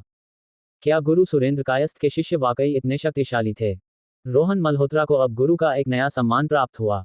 कोई आश्चर्य नहीं कि विनय गुप्ता और विकास यादव इतने सम्मानजनक थे, यहां तक कि महापौर से निपटने की तुलना में ज्यादा सावधान। क्या मैं आपसे निजी तौर पर बात कर सकता हूं? चेतन मिश्रा ने एक तरफ आमंत्रित करने का इशारा किया। रोहन मल्होत्रा उनके साथ एक शांत क्षेत्र में गया। जयपुर प्रांत पीछे रह गया, ये जानते हुए कि उन्हें जगह देनी चाहिए। सच कहें तो चेतन मिश्रा भी रोहन मल्होत्रा की जवानी से हैरान था। उनके अपने शिक्षक द्वारा प्रशंसित व्यक्ति इतना युवा निकला। हालांकि आश्चर्य के अलावा चेतन मिश्रा के चेहरे पर जरा भी तिरस्कार का भाव नहीं था। कुछ शब्दों की बातचीत के बाद रोहन मल्होत्रा की स्वाभाविक वाणी और विनम्र व्यवहार ने चेतन मिश्रा को बहुत प्रभावित किया। हमारे शिक्षक की नज़र में तुम वाकई कुछ खास हो। उन्होंने बार बार मुझसे जोर दिया कि तुम्हारी उपेक्षा नहीं करनी चाहिए। चेतन मिश्रा की मुस्कान गर्म थी और उन्होंने रोहन मल्होत्रा से दोस्तों की तरह बात की, उन्हें बराबर का दर्जा दिया। तुम्हारा जमावड़ा नवमंडल कक्ष में है। वह एक छोटा निजी कमरा है। मैं अभी इसे एक बड़े निजी कमरे में बदल देता हूं और एक और भोज तैयार करता हूं। सभी खर्चे मेरे होंगे, इस बारे में मुझसे बहस मत करना। तुम्हें अपने बड़े भाई को ये सम्मान देना चाहिए।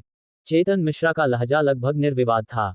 तो मैं एक दिग्गज के कंधों पर चढ़ता हूं और आपको बड़ा भाई कहता हूं, रोहन मल्होत्रा ने सच्ची मुस्कान के साथ जवाब दिया। बनावटी नहीं बनना चाहता, बड़े भाई चेतन, मैं आपकी उदारता की सराहना करता हूं, लेकिन ये सहपाठियों का जमावड़ा मेरे द्वारा आयोजित नहीं है। इसके अलावा जिस व्यक्ति ने मुझे आमंत्रित किया, हमारे बीच काफी बड़ा विवाद है। रोहन मल्होत्रा ने विस्तार नहीं किया, लेकिन उसकी आंखें ठंडी हो गईं।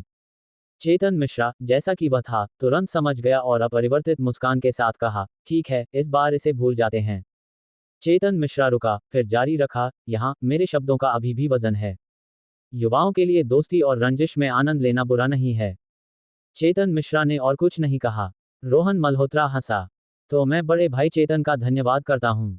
जरूरत नहीं, बस अपने शिक्षक को समय मिलने पर मुझसे मिलने के लिए ज्यादा ले आया करो, चेतन मिश्रा ने मुस्कुराते हुए कहा। जब तक रोहन मल्होत्रा लौटा, जयपुर प्रांत थोड़ा अधीर हो चुका था। हम कई लिफ्ट छोड़ चुके हैं। अरे, वह अभी तुम्हारा दोस्त था? जयपुर प्रांत ने पूछा। रोहन मल्होत्रा ने सिर हिलाया और सीधे उसे दूसरी दिशा में चलने का इशारा किया। लिफ्ट का इंतजार नहीं कर रहे? ये कुछ मिनटों में आएगी, जयपुर प्रांत ने पुकारा। रोहन मल्होत्रा ने चुप रहने का इशारा किया, पास के लोगों की ओर देखा और जयपुर प्रांत से फुसफुसाया, मेरे दोस्त ने अभी मुझे बताया कि वहां एक कम इस्तेमाल होने वाली लिफ्ट है और वह अभी उपलब्ध है, चलो जल्दी। ऐसा अच्छा सौदा। जयपुर प्रांत जल्दी से रोहन मल्होत्रा के पीछे पीछे चला। वे एक कोने में मुड़े और एक दरवाजा धक्का देकर खोला और वास्तव में अंदर एक लिफ्ट थी। संचालक बाहर की मध्यम आयु की महिला नहीं थी, बल्कि एक बहुत युवा और सुंदर महिला थी, जैसे कोई फिल्म स्टार। सफेद ब्लाउज, घुटनों से ऊपर की स्कर्ट, काले स्टॉकिंग्स और हाई हील्स में उसकी मुस्कान मधुर और रूपाकर्षक। क्या अब सभी लिफ्ट संचालक इतने अच्छे दिखते हैं? जयपुर प्रांत ने आश्चर्य से कहा। दोनों लिफ्ट में दाखिल हुए और रोहन मल्होत्रा ने सामान्य व्यवहार का नाटक करते हुए सुरक्षा गार्ड द्वारा दी गई पर्ची सौंप दी। सचिव जैसी सुंदरता ने लगातार मुस्कुराते हुए इसे लिया और सबसे ऊपरी मंजिल का बटन दबाया। लिफ्ट तेज और स्थिर थी। जयपुर प्रांत अभी भी उस सुंदर महिला के उच्च श्रेणी के इत्र की खुशबू में डूबा हुआ था कि अचानक वे पहुंच गए। इस गलियारे में सीधे अंत तक चलें और आपके बाएं हाथ की ओर आपको नवमंडल कक्ष मिलेगा, सुंदरी ने मधुर आवाज और हंसमुख मुस्कान के साथ कहा। जयपुर प्रांत कुछ हिचकिचाते हुए जाना चाहता था, लेकिन रोहन मल्होत्रा ने उसे जबरदस्ती खींच लिया। सबसे ऊपरी मंजिल का गलियारा बेहद विशाल था, कई मीटर ऊंचा, एक भव्य और खुला दृश्य प्रदान करता था, जो किसी 5 सितारा होटल की लॉबी से तुलनीय था। दोनों तरफ दरवाजे काफी दूरी पर थे। शिखर कक्ष, चंद्रवाटिका भवन, वसंत जल मार्ग, सभी नाम व्यक्तिगत चरित्र या काव्यात्मक आकर्षण वाले थे। कुछ लोग आ जा रहे थे, विभिन्न निजी कमरों में प्रवेश और निकास कर रहे थे, और जयपुर प्रांत अंदर झांकना चाहता था लेकिन अशिष्ट दिखना नहीं चाहता था, इसलिए उसने खुद को रोका। आखिरकार वे नवमंडल कक्ष के सामने पहुंचे। दरवाजा खोलने से पहले इसे अंदर से एक दुबले, लंबे पुरुष ने खोला। रोहन मल्होत्रा और उसके साथी को देखकर दोनों पक्ष स्तब्ध रह गए। रोहन, जितेंद्र, उस पुरुष ने खुशी से कहा। लोकेश। रोहन मल्होत्रा और जयपुर प्रांत भी आश्चर्यचकित और प्रसन्न थे।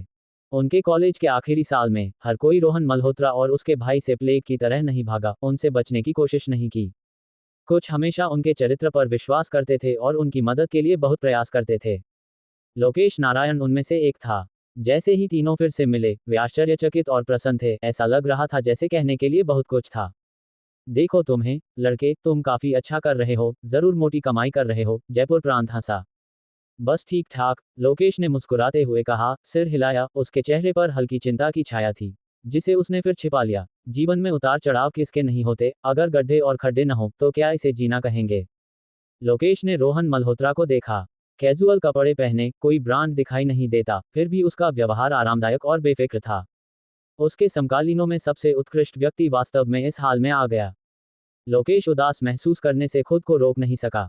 चलो अंदर चलकर बात करते हैं। लोकेश ने रोहन मल्होत्रा के लिए दरवाजा खुला रखा, जिसने हल्की मुस्कान दी और अंदर कदम रखा। मैं यहाँ हूँ। अध्याय 87। पुराने दोस्त फिर से मिले। नवमंडल कक्ष। चेतन मिश्रा ने उल्लेख किया था कि यह एक छोटा निजी कमरा है। तो रोहन मल्होत्रा ने शुरू में ज्यादा ध्यान नहीं दिया, लेकिन जब उसने दरवाजा खोला तो वह भी हल्का सा चौंक गया। ये कमरा बिल्कुल भी छोटा नहीं था। यह आसानी से 400-500 लोगों की बैठक को समायोजित कर सकता था, बिना भीड़भाड़ के। प्रवेश द्वार के सामने विशाल फ्लोर टू सीलिंग खिड़कियां थीं, जो इंद्रपुर का एक मनोरम दृश्य प्रदान करती थीं। कमरा विभिन्न क्षेत्रों में विभाजित था, विशेष रूप से भोज, आराम और मंच के लिए लगभग वह सब कुछ जो कोई चाह सकता है। इसके अलावा साज सज्जा पूरी तरह से प्राचीन शैली में थी, जो एक पुरातन और प्राचीन आकर्षण दे रही थी। पहली नज़र में रोहन मल्होत्रा को वाकई लगा कि वह समय में पीछे चला गया है। क्या यही है जिसे मोती टावर में छोटा निजी कमरा कहते हैं? रोहन मल्होत्रा थोड़ा हैरान था। ऐसा लगता था कि बड़े भाई चेतन बहुत विनम्र थे। अब वह वास्तव में उत्सुक था कि बड़े निजी कमरे कैसे दिखेंगे। जयपुर प्रांत भी आश्चर्यचकित था। कमरे में पहले से ही दर्जनों लोग थे और उनके इधर उधर बिखरे होने के बावजूद यह अभी भी अविश्वसनीय रूप से विशाल लग रहा था। जैसे ही रोहन मल्होत्रा और उनका समूह अंदर आए, उन लोगों ने ध्यान दिया। उन्हें देखकर लोग आपस में फुसफुसाने से खुद को रोक नहीं सके। क्या वह रोहन मल्होत्रा नहीं है? और जयपुर प्रांत भी? वे यहाँ क्या कर रहे हैं? छी छी, इंद्रपुर विश्वविद्यालय के दो बड़े नीच, वाकई घिनौने। देखो रोहन मल्होत्रा ने क्या पहना है, कितना गंदा। पहले उसे शीर्ष प्रतिभा कहते थे, सब बकवास। बिल्कुल, खासकर हर्षित बंसल की तुलना में, वह तो भिखारी जैसा लगता है। हा, क्या वे अब बेशर्मी से मुफ्त खाना खाने आए हैं? विभिन्न फुसफुसाती आवाजें, जो रोहन मल्होत्रा और जयपुर प्रांत पहले से ही सुन सकते थे, कानों में बेहद अप्रिय थी। उन आवाजों का तो जिक्र ही नहीं जो वे नहीं सुन सके। जितेंद्र मोटवानी का चेहरा खट्टा हो गया और उसने अपनी आस्तीनें चढ़ानी शुरू कर दी, उन लोगों से भिड़ने के लिए तैयार जो कठोर टिप्पणियां कर रहे थे। रोहन मल्होत्रा ने उसे पकड़ लिया और हल्के से सिर हिलाया। मोटवानी की माथे की नसें फड़क रही थीं, लेकिन रोहन मल्होत्रा की एक नज़र के बाद उसने अपने गुस्से को दबा लिया। तुम लोगों को वाकई नहीं आना चाहिए था, लोकेश नारायण ने कड़वी मुस्कान के साथ कहा। मैं खुद यहाँ आने का लगभग पछता रहा हूँ। रियूनियन कहते हैं, लेकिन देखो किस तरह के लोग आए हैं। रोहन मल्होत्रा ने लोकेश नारायण को आश्वस्त करने वाली मुस्कान दी और उससे फुसफुसाया, थोड़ी देर में हमारे साथ मत बैठना। ये भी एक तरह की सुरक्षा थी। रोहन मल्होत्रा ने जितेंद्र मोटवानी को आराम क्षेत्र के एक खाली हिस्से की ओर ले गया। लोकेश नारायण ने उनकी पीठ को जाते हुए देखा और उनका पीछा किया। लोकेश नारायण जानता था कि रोहन मल्होत्रा का इरादा अच्छा है, लेकिन वह डरता नहीं था। वह स्कूल के दिनों में भी उनके साथ खड़ा होता। जब रोहन मल्होत्रा और जितेंद्र मोटवानी बैठ गए, लोकेश नारायण ने भी अपनी सीट ले ली। रोहन मल्होत्रा ने सराहना भरी मुस्कान दी। मोटवानी ने चौड़ी मुस्कान दी। कुछ दोस्तियां तूफानों और समय के बीतने के बाद भी पहले की तरह मजबूत रहती हैं। तुम, लोकेश नारायण, अतीत में हमारे अच्छे दोस्त रहे हो और भविष्य में भी रहोगे। अगर तुम कभी मुश्किल में पड़ो, मैं, रोहन मल्होत्रा, निश्चित रूप से तुम्हारी मदद करूंगा, रोहन मल्होत्रा ने गंभीरता से कहा। लोकेश नारायण को कुछ परेशान करने वाली बात थी। रोहन मल्होत्रा ने उससे जवाब के लिए दबाव नहीं डाला। वह केवल एक वादा दे सकता था। इस रियूनियन के बाद लोकेश नारायण समझ जाएगा कि रोहन मल्होत्रा के पास अपने शब्दों का समर्थन करने की ताकत है। लोकेश नारायण ने मुस्कुराते हुए सिर हिलाया। उसने रोहन मल्होत्रा के साधारण कपड़ों और औसत सफलता को कम नहीं आंका और उसके शब्दों को गंभीरता से लिया। मुझे विश्वास है कि तुम, रोहन मल्होत्रा, पुरुषों में एक गरुड़ हो और तुम हमेशा गुमनामी में नहीं रहोगे। लोकेश नारायण ने रोहन मल्होत्रा के लिए एक कप चाय डाली, फिर जितेंद्र मोटवानी के लिए और अंत में अपने लिए। उनके आसपास कुछ बड़बड़ाती आवाजें सुनाई दीं। लोकेश नारायण रोहन मल्होत्रा और जयपुर प्रांत के साथ क्यों बैठा है?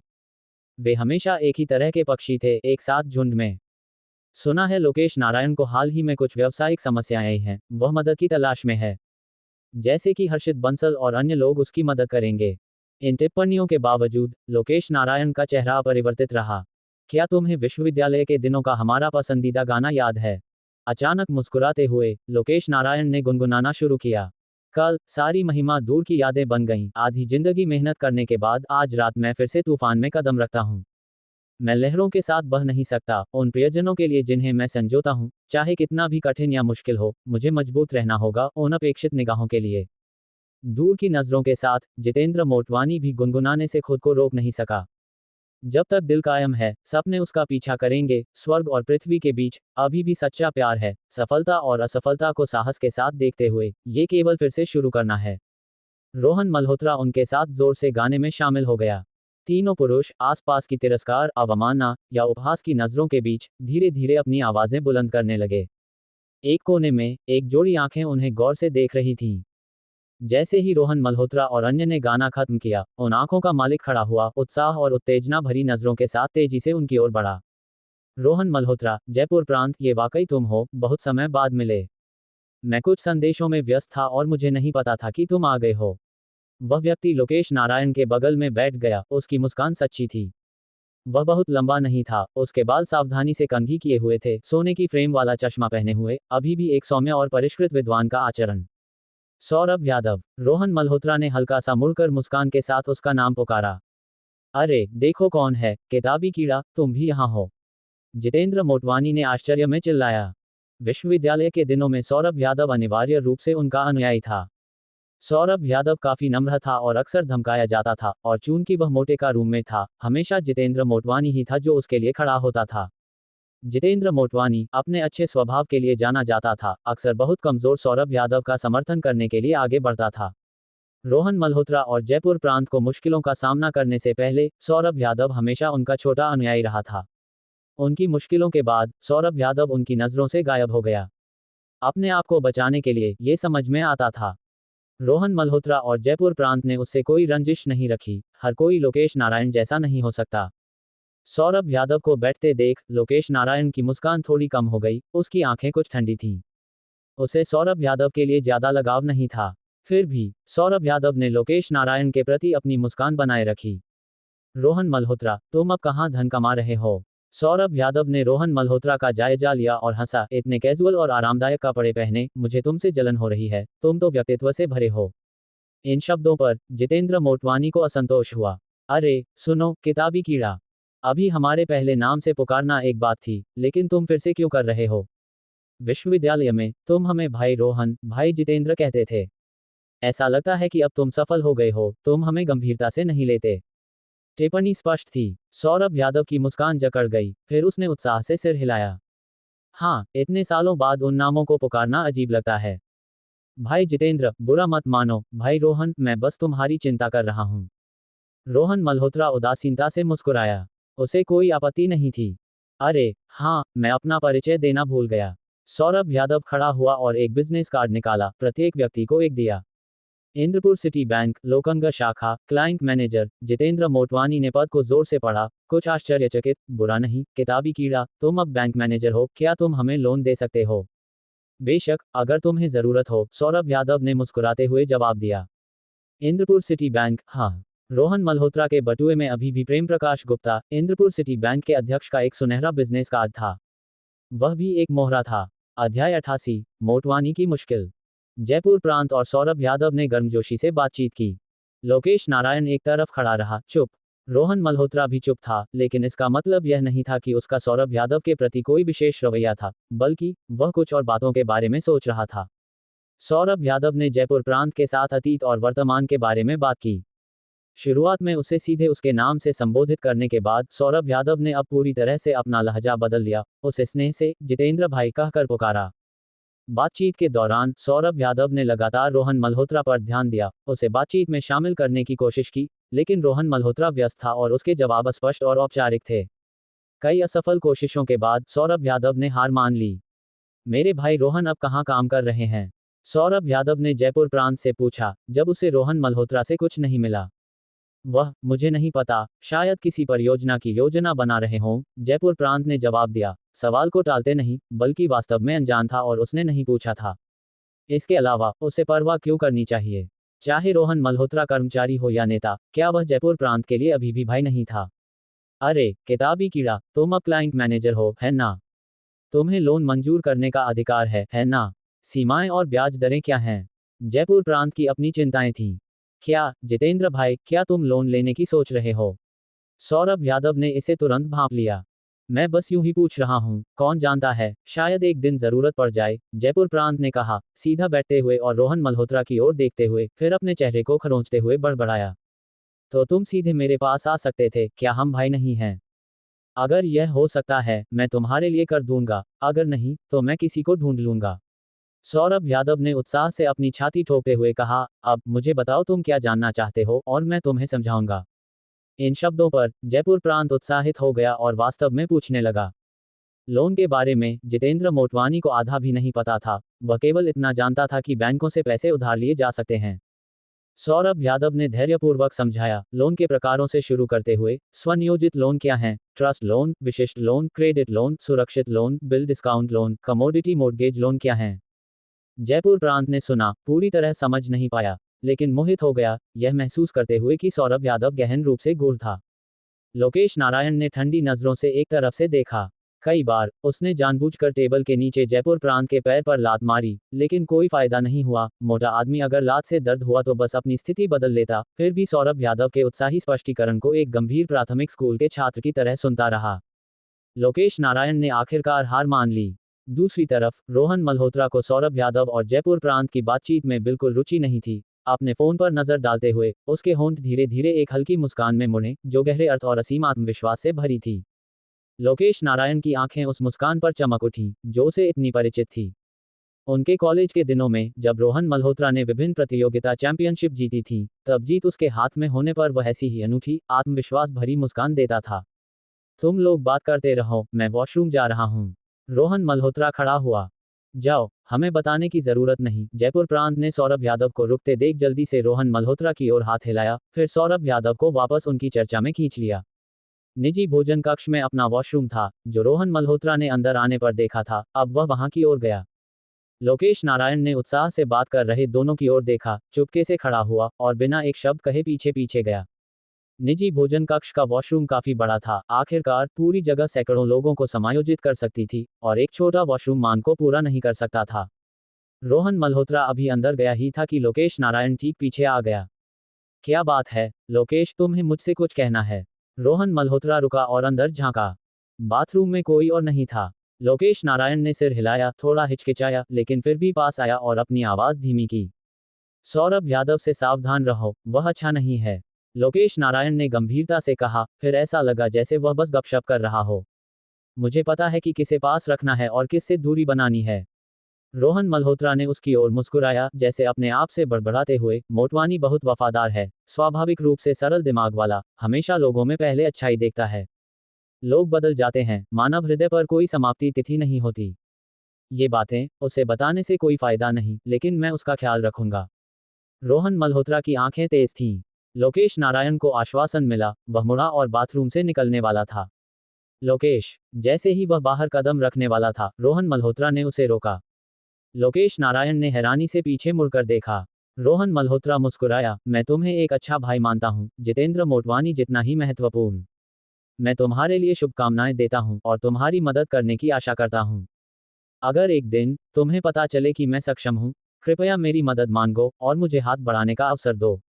रोहन मल्होत्रा ने अपने संदेश पर जोर दिया, ये दिखाते हुए कि वह लोकेश नारायण को कितना महत्व देता है। लोकेश नारायण की आंखें गर्म हो गईं और उसने जोर से सिर हिलाया और बाहर चला गया। रोहन मल्होत्रा वहां गया, बाथरूम का दरवाजा बंद किया, फिर अपना फोन निकाला और एक नंबर डायल किया।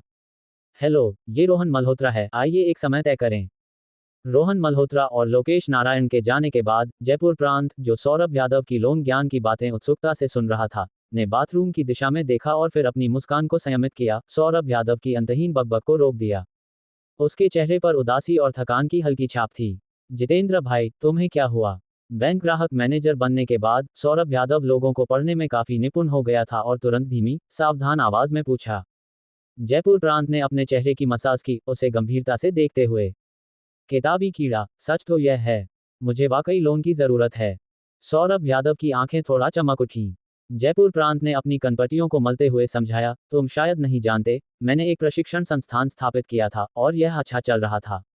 लेकिन हाल ही में नकदी प्रवाह का संकट आ गया है। मुझे पैसे की कमी है, मुझे 30 लाख रुपए की जरूरत हो सकती है, और अगर मैं एक महीने के भीतर धन नहीं जुटा सका तो मेरे सालों के प्रयास बेकार हो जाएंगे। मैं वाकई फिर से शुरुआत करूंगा। अरे, क्या यह इतना गंभीर है? क्या क्या रोहन को पता है? सौरभ यादव ने संकोच के साथ पूछा। मैंने उसे नहीं बताया, उसे यह बात बताने से क्या फायदा? जयपुर प्रांत ने हाथ छोड़ते हुए मुस्कुराया, सच कहूं, मैं आज यहां उसे समर्थन देने आया हूं। तुम समझते हो, अगर मैं उसे अब बताऊं, मेरी स्थिति तो खत्म हो जाएगी। रोहन तब श्री हर्षित का सामना करने के लिए आज कैसे शांत रहेगा? हम भाई हैं, मैं उसे चाहे मर जाऊं तब भी नहीं बता सकता। हाँ जितेंद्र भाई, तुम वाकई कमाल हो। सौरभ यादव ने अपने चश्मे को ठीक किया और अंगूठा दिखाया। यह अच्छा हुआ कि मैं आज तुमसे मिला, जयपुर प्रांत ने भावुक होकर कहा और सौरभ यादव के कंधे पर थपथपाया। क्या तुम इस पर विचार कर सकते हो, एक भाई की 30 लाख के लोन से मदद करो, या फिर 20 लाख भी चलेगा? सौरभ यादव ने नीचे देखा और एक पल के लिए सोचा, फिर मुस्कुराया। कोई समस्या नहीं, जितेंद्र भाई ने कॉलेज में मेरी बहुत मदद की थी, ये कुछ भी नहीं है। तुम मेरे लिए जीवन रक्षक हो। जयपुर प्रांत मुस्कुराया, जैसे राहत मिली हो। जैसे ही लोकेश नारायण बाथरूम से आया, जयपुर प्रांत ने जल्दी से अपना भाव बदला और सौरभ यादव को पकड़ लिया, उत्साहपूर्वक सलाह मांगना जारी रखा। निजी कमरे का दरवाजा अचानक दोनों तरफ से खुल गया और एक भीड़ कमरे में घुसी। आगे चलते हुए हरीश तिवारी ने लंबे कदमों के साथ सामने आया और कमरे में मौजूद लोगों पर चिल्लाया, श्री हर्षित बंसल आ गए हैं, आइए उनका गर्मजोशी से स्वागत करें। अध्याय 89, वह घुटने टेकना। हरीश तिवारी ने आदरपूर्वक अपने पीछे खड़े व्यक्ति को आगे आने का अनुरोध किया। वह व्यक्ति हल्की मुस्कान के साथ आगे आया, उसके आकर्षक चेहरे से मोहकता झलक रही थी और चलते समय वह एक नेता की तरह आभा लिए हुए था जो निरीक्षण पर हो। ये वाकई हर्षित बंसल था। एक पल में निजी कमरे में इधर उधर बिखरे हुए पुरुष और महिलाएं एक एक करके खड़े हो गए। कई के चेहरों पर उत्साही और गर्मजोशी भरी मुस्कान थी और वे उसकी ओर बढ़े। श्री हर्षित, हर्ष, चेयरमैन हर्षित। विभिन्न उपाधियां उभरी, प्रत्येक में गर्मजोशी भरी थी। हर्षित बंसल, एक दोस्ताना मुस्कान के साथ प्रत्येक व्यक्ति की ओर सिर हिलाया और सभी का अभिवादन किया।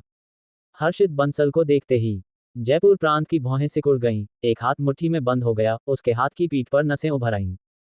सौरभ यादव पहले ही खड़ा हो चुका था, केवल जयपुर प्रांत की तेज नजर से रुक गया। मोटवानी की बंद मुट्ठी को देखकर सौरभ ने एक पल के लिए हिचकिचाया और फिर अटपटे ढंग से वापस बैठ गया। हर्षित बंसल ने जयपुर प्रांत को देखा। आखिरकार पूरे निजी कमरे में उनके प्रवेश पर केवल वही व्यक्ति बैठा हुआ था जो वहां दिखाई दे रहा था। यह मोटा आदमी लगता है अपने लिए काफी अच्छा कर रहा है, हर्षित बंसल ने बुदबुदाया। उसके मुंह के कोने पर एक हल्की सी उपहास की छाया थी जो केवल सबसे सतर्क व्यक्ति ही देख सकता था। यहां आने से पहले हरीश तिवारी ने उसका वर्णन किया था। जयपुर प्रांत की गाड़ी को देखते हुए उस स्तर की उपलब्धि हर्षित बंसल की नजरों में वाकई तुच्छ थी। वह व्यक्ति कहाँ है? हर्षित बंसल ने कमरे में नजर दौड़ाई लेकिन रोहन मल्होत्रा को नहीं पाया।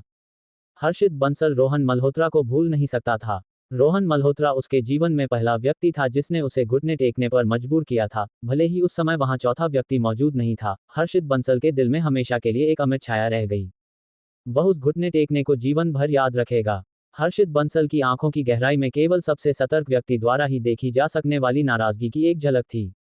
इस क्षण कई लोग हर्षित बंसल के आसपास भीड़ लगा रहे थे और जो लोग पास नहीं आए वे ज्यादातर खुद को थोड़ा ऊंचा समझते थे, लेकिन फिर भी दूर से मुस्कुराते रहे।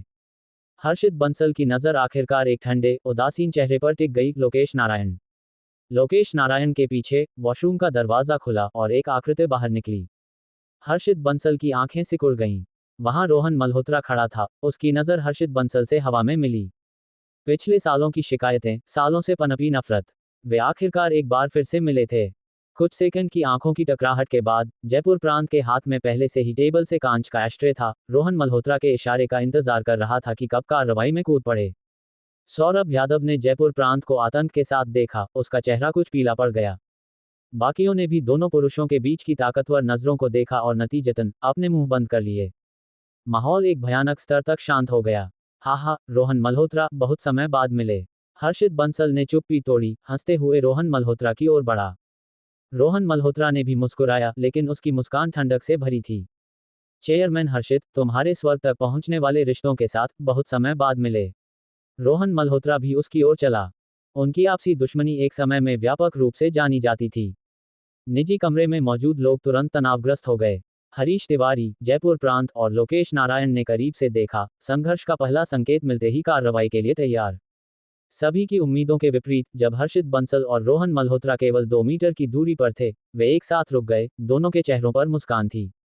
मुझे नहीं लगा था कि तुम आओगे, लेकिन अब जब तुम यहाँ हो, मैं वाकई अपने दिल की गहराई से खुश हूँ, हर्षित बंसल ने मुस्कुराते हुए कहा। जब तुम मेजबान हो, मैं भला कैसे नहीं आता, रोहन मल्होत्रा ने मुस्कान के साथ जवाब दिया। दोनों पुरुष एक दूसरे की ओर मुस्कुराए, छोटी मोटी बातें करते हुए। फिर भी माहौल अविश्वसनीय रूप से भयानक था। दूर खड़े लोग आपस में फुसफुसाने से खुद को रोक नहीं सके। श्री हर्षित, उनके पास उस रोहन मल्होत्रा से बात करने के लिए क्या हो सकता है? बिल्कुल, वह रोहन मल्होत्रा नीच है। क्या तुम्हें नहीं पता, उसने स्कूल में स्टूडेंट काउंसिल के पैसे हड़प लिए थे। और उसके बगल में उस जयपुर प्रांत को देखो। उसकी आंखें औरत देखते ही चमक उठती हैं। उसने तो लड़कियों के हॉस्टल में जाकर गुंडागर्दी करने की हिम्मत भी की। एक जैसे लोग एक साथ रहते हैं, सारे सड़े हुए एक ही झुंड में। अब उन्हें देखो, एक आसमान पर और दूसरा नीचे कीचड़ में, कितना अंतर। फुसफुसाहट ने हरीश तिवारी की मुस्कान को, जो रोहन मल्होत्रा की ओर देख रही थी, ठंडी तिरस्कार और संतुष्टि की एक छुअन से भर दिया। जितेंद्र मोटवानी गुस्से से पीला पड़ गया, खड़ा होने वाला था, लेकिन एक हाथ ने उसे जोर से दबा दिया। लोकेश नारायण ने हल्के से सिर हिलाया। हर्षित बंसल ने 2 और कदम आगे बढ़ाए, चेहरे पर मुस्कान के साथ और धीमी आवाज में कहा, उपाध्यक्ष रोहन, मुझे नहीं लगा था कि तुम इतने मशहूर हो। इतने सालों बाद भी वे तुम्हारे कारनामों को स्पष्ट रूप से याद करते हैं। मुझे लगता है कि 10 साल बाद भी तुम हमारे स्कूल के सेलिब्रिटी रहोगे। बधाई हो। शायद, लेकिन तुम उस दिन को देखने के लिए शायद मौजूद ना हो। रोहन मल्होत्रा ने अपनी जेब में हाथ डाला, कुछ निकालते हुए। हर्षित बंसल का चेहरा अचानक बदल गया और वह जल्दी से 2 कदम पीछे हट गया। तुम क्या करने की कोशिश कर रहे हो? मैं तुम्हें बता रहा हूं, कुछ जल्दबाजी मत करना। रोहन मल्होत्रा ने उसे उदासीनता से देखा और एक सेल फोन निकाला ताकि नवीनतम टेक्स्ट मैसेज देख सके। सामग्री ने रोहन मल्होत्रा को मुस्कुराने पर मजबूर कर दिया। हर्षित बंसल का चेहरा बदसूरत होने लगा। प्रभावशाली उपस्थिति के मामले में वह अभी भी इस रोहन मल्होत्रा के लिए कोई मुकाबला नहीं था, इतने सालों बाद भी, भले ही वह अब इस नीच से 1000 गुना बेहतर कर रहा था। इसने हर्षित बंसल को असहज और गुस्से में महसूस कराया। सालों पहले, ये वह था जिसने रोहन मल्होत्रा के साथ क्रूरता से विश्वासघात किया था, लेकिन हर बार जब वह विजयी महसूस करता, उसे वह दृश्य याद आता, जहां उसने जंगल में घुटने टेके थे। उसने रोहन मल्होत्रा से, यहां तक कि जितेंद्र मोटवानी जैसे तुच्छ लोगों से भी दया की भीख मांगी थी। यह अपमान, उसके आनंद के क्षणों के साथ, हमेशा हर्षित बंसल पर एक साथ हमला करता था। इन वर्षों में, वह भूल नहीं पाया था। इसलिए उसने इस सहपाठी पुनर्मिलन का आयोजन किया, किसी भी तरह से, वह रोहन मल्होत्रा को यहां बुलाना चाहता था। इस बार, वह रोहन मल्होत्रा को पूरी तरह से कुचल देना चाहता था। लेकिन उसने कभी नहीं सोचा था कि रोहन मल्होत्रा के एक छोटे से इशारे से वह संतुलन खो देगा। हर्षित बंसल का चेहरा गहरा पड़ गया क्योंकि उसने अपना दिखावा छोड़ना शुरू कर दिया। रोहन मल्होत्रा, इन सभी वर्षों में तुम मेरे लिए एक कांटा रहे हो। उस समय का वह घुटने टेकना, तुम्हें इसे मुझे वापस करना होगा, और वह भी सबके सामने सार्वजनिक रूप से।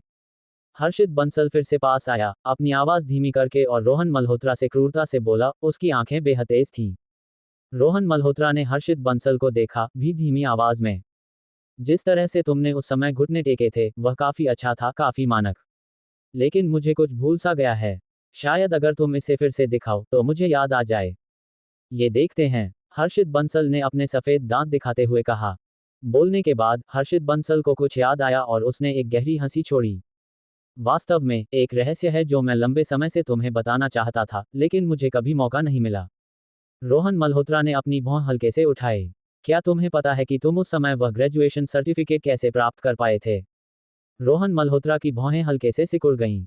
उस समय, ग्रेजुएशन सर्टिफिकेट को रोक लिया गया था। ये जितेंद्र मोटवानी था जिसने उसके लिए हस्तक्षेप करके इसे वापस लिया था। ये कैसे लिया गया, जितेंद्र मोटवानी ने नहीं बताया, और रोहन मल्होत्रा ने कभी नहीं पूछा। लेकिन अब सोचने पर, इसमें एक बड़ी समस्या थी। रोहन मल्होत्रा ने हर्षित बंसल को गौर से देखा। ये भाव हर्षित बंसल को संतुष्टि का एहसास कराता था।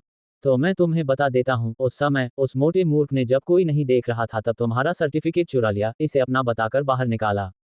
तुम्हें देने के बाद, तुम स्कूल छोड़कर चले गए, और कोई तुमसे संपर्क नहीं कर सका। बाद में, उसकी भी सजा हुई थी, तुम्हें यह नहीं पता था, है ना? जितेंद्र मोटवानी वह था जिसके ग्रेजुएशन सर्टिफिकेट और डिग्री दोनों को रद्द कर दिया गया था। कह सकते हैं कि तुम्हारी वजह से उसका जीवन बर्बाद हो गया। इसके अलावा, उस समय उसने मुझे तुम्हें छोड़ देने की विनती की थी। उसने जो घुटने टेके, तुमने नहीं देखा, लेकिन वहां मौजूद सभी लोग गवाह थे। अध्याय 90, बेजोड़ नजारा। हर्षित बंसल के शब्दों ने रोहन मल्होत्रा को स्तब्ध कर दिया। उसने हमेशा सोचा था कि वह सबसे दयनीय था, लेकिन उसने कभी नहीं सोचा था कि जयपुर प्रांत ने उससे कहीं ज्यादा सहन किया था। और जयपुर प्रांत ने इसके बारे में उसे एक शब्द भी नहीं बताया था। रोहन मल्होत्रा ने अपनी मुट्ठियां भींच लीं, उसकी आंखें बेहद भयानक हो गईं। हर्षित बंसल ने ठंडी हंसी छोड़ी और मौका लेते हुए पीछे हट गया, रोहन मल्होत्रा से दूरी बढ़ा ली। जब तक रोहन मल्होत्रा होश में आया, हर्षित बंसल पहले ही भीड़ में वापस लौट चुका था। चेहरे पर मुस्कान लिए, उसकी आंखों में संतुष्टि का भाव लिए रोहन मल्होत्रा को देख रहा था। बिना एक शब्द कहे रोहन मल्होत्रा मुड़ा और वापस जितेंद्र मोटवानी के सामने बैठ गया, जहां जयपुर प्रांत और अन्य लोग थे। रोहन, हर्षित बंसल ने तुमसे क्या कहा? जयपुर प्रांत ने पूछा, रोहन मल्होत्रा का बदसूरत चेहरा देखकर। रोहन मल्होत्रा एक पल के लिए चुप रहा, फिर जयपुर प्रांत को एक मुस्कान दी। उसने कुछ नहीं कहा। जयपुर प्रांत को रोहन मल्होत्रा के शब्दों पर शक करने का कोई कारण नहीं था, लेकिन लोकेश नारायण ने रोहन मल्होत्रा को गहरी नजर से देखा। जब भी तुम कार्रवाई करना चाहो, बस एक शब्द कहो, मैं तैयार हूं। जयपुर प्रांत ने मुस्कुराते हुए कहा, रोहन मल्होत्रा को वह कांच का एस्ट्रे दिखाते हुए जो वह अपने हाथ में पकड़े हुए था। रोहन मल्होत्रा ने उसकी ओर मुस्कुराया और हाथ हिलाया। धैर्य रखो, सबसे अच्छा अभी बाकी है, रोहन मल्होत्रा ने फुसफुसाया। इस बार मुझे लगता है कि मूलधन के साथ ब्याज भी काफी नहीं होगा। रोहन मल्होत्रा की आवाज बहुत धीमी थी, लेकिन ये बर्फीली गुफा की ठंडी हवा से भी ज्यादा सिहरन पैदा करने वाली थी। सौरभ यादव खुद को सहने से रोक नहीं सका, उसका रंग थोड़ा असहज हो गया। भाई रोहन, क्या तुम्हारे पास कोई योजना है? सौरभ यादव ने संकोच के साथ पूछा। रोहन मल्होत्रा ने उसे शांति से देखा और उदासीनता से मुस्कुराया, बिना एक शब्द कहे। सौरभ यादव को अटपटा लगा और उसे बात छोड़नी पड़ी। मोती टावर की रसोई में चेतन मिश्रा सीधे जिम्मेदार शेफ के पास गया। नवमंडल कक्ष के लिए खाना तैयार है? चेतन मिश्रा ने पूछा। सब तैयार है और किसी भी समय परोसा जा सकता है, शेफ ने आदरपूर्वक जवाब दिया। मुझे देखने दो। शेफ के मार्गदर्शन में चेतन मिश्रा ने व्यंजनों का निरीक्षण किया, हल्के से भौहें चढ़ा लीं। मालिक ने कई बार दोहराया था कि रोहन मल्होत्रा का आना उनके अपने आने जैसा है, यह उनकी पहली बार थी और उन्हें बहुत सम्मान देना था। इन्हें अब मत परोसो, लग्जरी स्वीट मानक का उपयोग करो, चेतन मिश्रा ने निर्देश दिया। लग्जरी स्वीट मानक? शेफ हैरान था, लेकिन कीमत का अंतर बहुत बड़ा है। केवल व्यंजन ही स्टैंडर्ड स्वीट के सभी खर्चों को कवर करने के लिए काफी हैं, ये। चेतन मिश्रा ने शेफ की ओर ठंडी नजर डाली। शेफ तुरंत सिकुड़ गया और उसने सिर झुका लिया। अब इसे तैयार करो और मुझे 1 मिनट की देरी नहीं चाहिए, वरना तुम जानते हो परिणाम। चेतन मिश्रा ने ये शब्द छोड़े और चला गया। शेफ अपने माथे से पसीना पोंछने से खुद को रोक नहीं सका। ये महाप्रबंधक वाकई निरंकुश था, अक्सर असहमति के बाद बेहद भयानक सजाएं देता था। हालांकि पुरस्कारों के मामले में ये भी अत्यधिक उदार था। मोती टावर का दायु बाहरी लोगों द्वारा भयानक माना जाता था, कई लोग वहां घुसने के लिए बेताब थे लेकिन नहीं कर पाते थे। अंदर वाले लोग बाहर निकलने से बचने के लिए दांतों तले उंगली दबाकर लड़ते थे। शेफ ने कार्य में लापरवाही नहीं बरती और जल्दी से अपने अधीनस्थों को एक साथ काम शुरू करने का इशारा किया, जरूरत पड़ने पर अन्य लग्जरी स्वीट्स के लिए आरक्षित सामग्री का अस्थायी उपयोग भी किया। नवमंडल कक्ष के अंदर 40 लोगों के लिए पर्याप्त एक गोल मेज सजा दी गई थी, जिसमें सभी लोग बैठे थे। अन्य स्टार रेटेड होटलों में 20 लोगों की मेज पहले से ही काफी बड़ी होती थी। इतनी शानदार बड़ी मेज शायद केवल यहां उपलब्ध थी। हर्षित बंसल और रोहन मल्होत्रा ने अपनी अपनी जगह ली, एक दूसरे के सामने। ज्यादातर लोग हर्षित बंसल के करीब होने के लिए धक्का मुक्की कर रहे थे, रोहन मल्होत्रा से जितना हो सके दूर रहने की कोशिश कर रहे थे। अगर वे गलती से उसके पास बैठ गए, तो वे अपनी कुर्सियां सरका कर अंतर छोड़ देते, ये दिखाते हुए कि वे हर्षित बंसल के पक्ष में हैं और रोहन मल्होत्रा के साथ नहीं। केवल जयपुर प्रांत, लोकेश नारायण और सौरभ यादव, जो जयपुर प्रांत के बगल में बैठा था, रोहन मल्होत्रा के पक्ष में थे। हरीश तिवारी हर्षित बंसल के बगल में खड़ा था, उसका चेहरा सफलता से दमक रहा था, उत्साहपूर्वक बोल रहा था। इस पुनर्मिलन के लिए हमें सबसे पहले और सबसे ज्यादा धन्यवाद देना चाहिए, वाकई उस व्यक्ति को जिसके हम सबसे ज्यादा आभारी हैं, हमारे अपने श्री हर्षित बंसल, जो हमारे स्टूडेंट यूनियन के चेयरमैन भी हैं। हरीश तिवारी का उत्साह उमड़ रहा था। श्री हर्षित अपने कॉलेज के दिनों में असाधारण थे, पुरुषों में सच्चे नायक। ये सभी जानते हैं, इसलिए मैं उन्हें और परिचय नहीं दूंगा। हाँ, भाई हर्षित उत्कृष्ट हैं, प्रतिभाशाली और हमेशा से हमारे आदर्श रहे हैं। मुझे चेयरमैन हर्षित पर इतना क्रश था, बस ये कि उन्होंने मुझे कभी नोटिस नहीं किया। आह, इसने वाकई मेरा दिल तोड़ दिया। पूरे विभाग में, नहीं, पूरे स्कूल में, मुझे डर है कि कोई पुरुष भाई हर्षित का मुकाबला नहीं कर सकता। पुरुष और महिलाएं एक समान, लगभग पूजा की हद तक चापलूसी कर रहे थे। रोहन मल्होत्रा शांति से देख रहा था, जबकि जयपुर प्रांत ने तिरस्कार भरी हंसी हंसी और लोकेश नारायण ने कुछ नहीं कहा। हरीश तिवारी ने अपने आसपास का जायजा लिया, रोहन मल्होत्रा और उसके समूह की ओर एक नजर डाली, उसकी आंखें तिरस्कार से भरी थीं। अगला, मैं सभी को श्री हर्षित की हाल की शानदार उपलब्धियों पर प्रकाश डालना चाहूंगा, हरीश तिवारी ने गर्व के साथ कहा। दूर की बातें छोड़ दें, सिर्फ इस महीने श्री हर्षित ने अपनी कंपनी के लिए शहर की बड़ी कंपनियों के साथ कई करोड़ रुपए के सौदे हासिल किए, जिसमें आकाश समूह भी शामिल है, कुल मिलाकर 2 करोड़ रुपए से ज्यादा। एक महीने में 2 करोड़ रुपए के सौदे। सभी ने आश्चर्य में सांस ली। हर्षित बंसल ने मुस्कान पहनी थी, उसका भाव अत्यंत गर्वित था। रोहन मल्होत्रा के चेहरे पर हल्की मुस्कान थी। उसे इस खबर का पता कल ही रक्तकमल के जरिए चला था। देवियों और सज्जनों, क्या आप जानते हैं कि श्री हर्षित ने इस महीने कितनी कमीशन कमाए? हरीश तिवारी ने भीड़ की ओर देखा। उसके आसपास निगलने की आवाजों का कोरस था। मुझे लगता है कि जयपुर को पता होगा, क्योंकि श्री हर्षित ने एक महीने में जितना पैसा कमाया, वह उसे 2 गाड़ियां खरीदने के लिए काफी है। जयपुर ने अपनी गाड़ी खरीदने के लिए कितने साल बचत की थी? कई साल। हरीश तिवारी ने जोर से हंसा। उनके आसपास से हंसी फूट पड़ी। जयपुर का चेहरा हरा पड़ गया। ये कुछ भी नहीं है, कल ही श्री हर्षित को एक नहीं बल्कि 2 बड़ी खुशखबरियां मिलीं। हरीश तिवारी ने उत्साह से चिल्लाया। क्या खुशखबरी? भीड़ की आंखें चमक उठीं, सोच रही थी कि 2 करोड़ रुपए के सौदे हासिल करने से ज्यादा प्रभावशाली क्या हो सकता है। पहली, कल दोपहर को सेंट्री निर्माण के मालिक विनय गुप्ता ने व्यक्तिगत रूप से फोन करके अपनी सहमति जताई कि वे श्री हर्षित के पार्टनर योजना को स्वीकार करेंगे, जिससे उनकी निजी कंपनी को निवेश करने की अनुमति मिलेगी, और उसी शाम उन्होंने एक इरादे का पत्र साइन किया। हरीश तिवारी लार निगलने से खुद को रोक नहीं सका। एक कंपनी के उप महाप्रबंधक होने के अलावा हर्षित बंसल की एक काफी लाभदायक निजी कंपनी भी थी, सेंट्री निर्माण। ये तो एक विशाल कंपनी है। सुना है यह एक बड़े समूह की पूर्ण स्वामित्व वाली सहायक कंपनी है। उनके पास पैसों की कमी नहीं है। बिल्कुल, शहर सरकार के अधिकारी अक्सर निरीक्षण के लिए आते हैं। भीड़ में उत्साहपूर्ण चर्चा छिड़ गई। यहां तक कि रोहन मल्होत्रा भी भावुक होने से खुद को रोक नहीं सका। कल ही उसे पता चला था कि हर्षित बंसल कई बड़ी कंपनियों के साथ पार्टनर योजना के लिए बातचीत कर रहा था, जिसमें सेंट्री निर्माण भी शामिल था। वह भी हैरान था। ये हर्षित बंसल, उसकी महत्वाकांक्षाएं आसमान छू रही थीं। हालांकि कंपनी ने श्री हर्षित की निजी कंपनी के 2 गुने मूल्यांकन की मांग की थी ताकि निवेश हो सके, हरीश तिवारी ने जारी रखा। भीड़ ने बड़ी कंपनी की सख्त मांगों पर आश्चर्य जताया।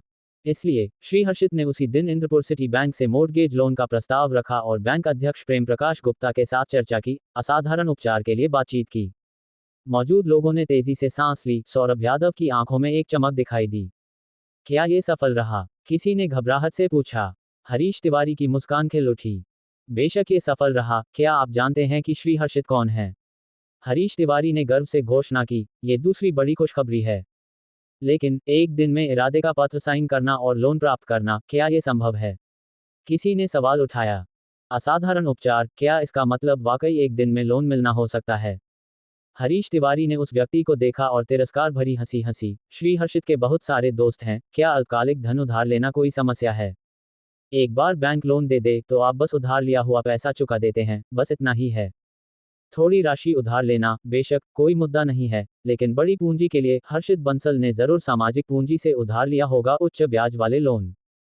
प्रभावशाली श्री हर्षित को बधाई हो धन कमाने के लिए। उनके आसपास की भीड़ गूंज उठी। हर्षित बंसल अपनी महिमा में बेजोड़ था। रोहन मल्होत्रा पर गर्व से हंस रहा था। देखा, रोहन मल्होत्रा, ये है हर्षित बंसल की ताकत।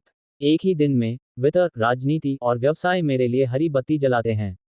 क्या तुम, रोहन मल्होत्रा, ऐसा कर सकते हो?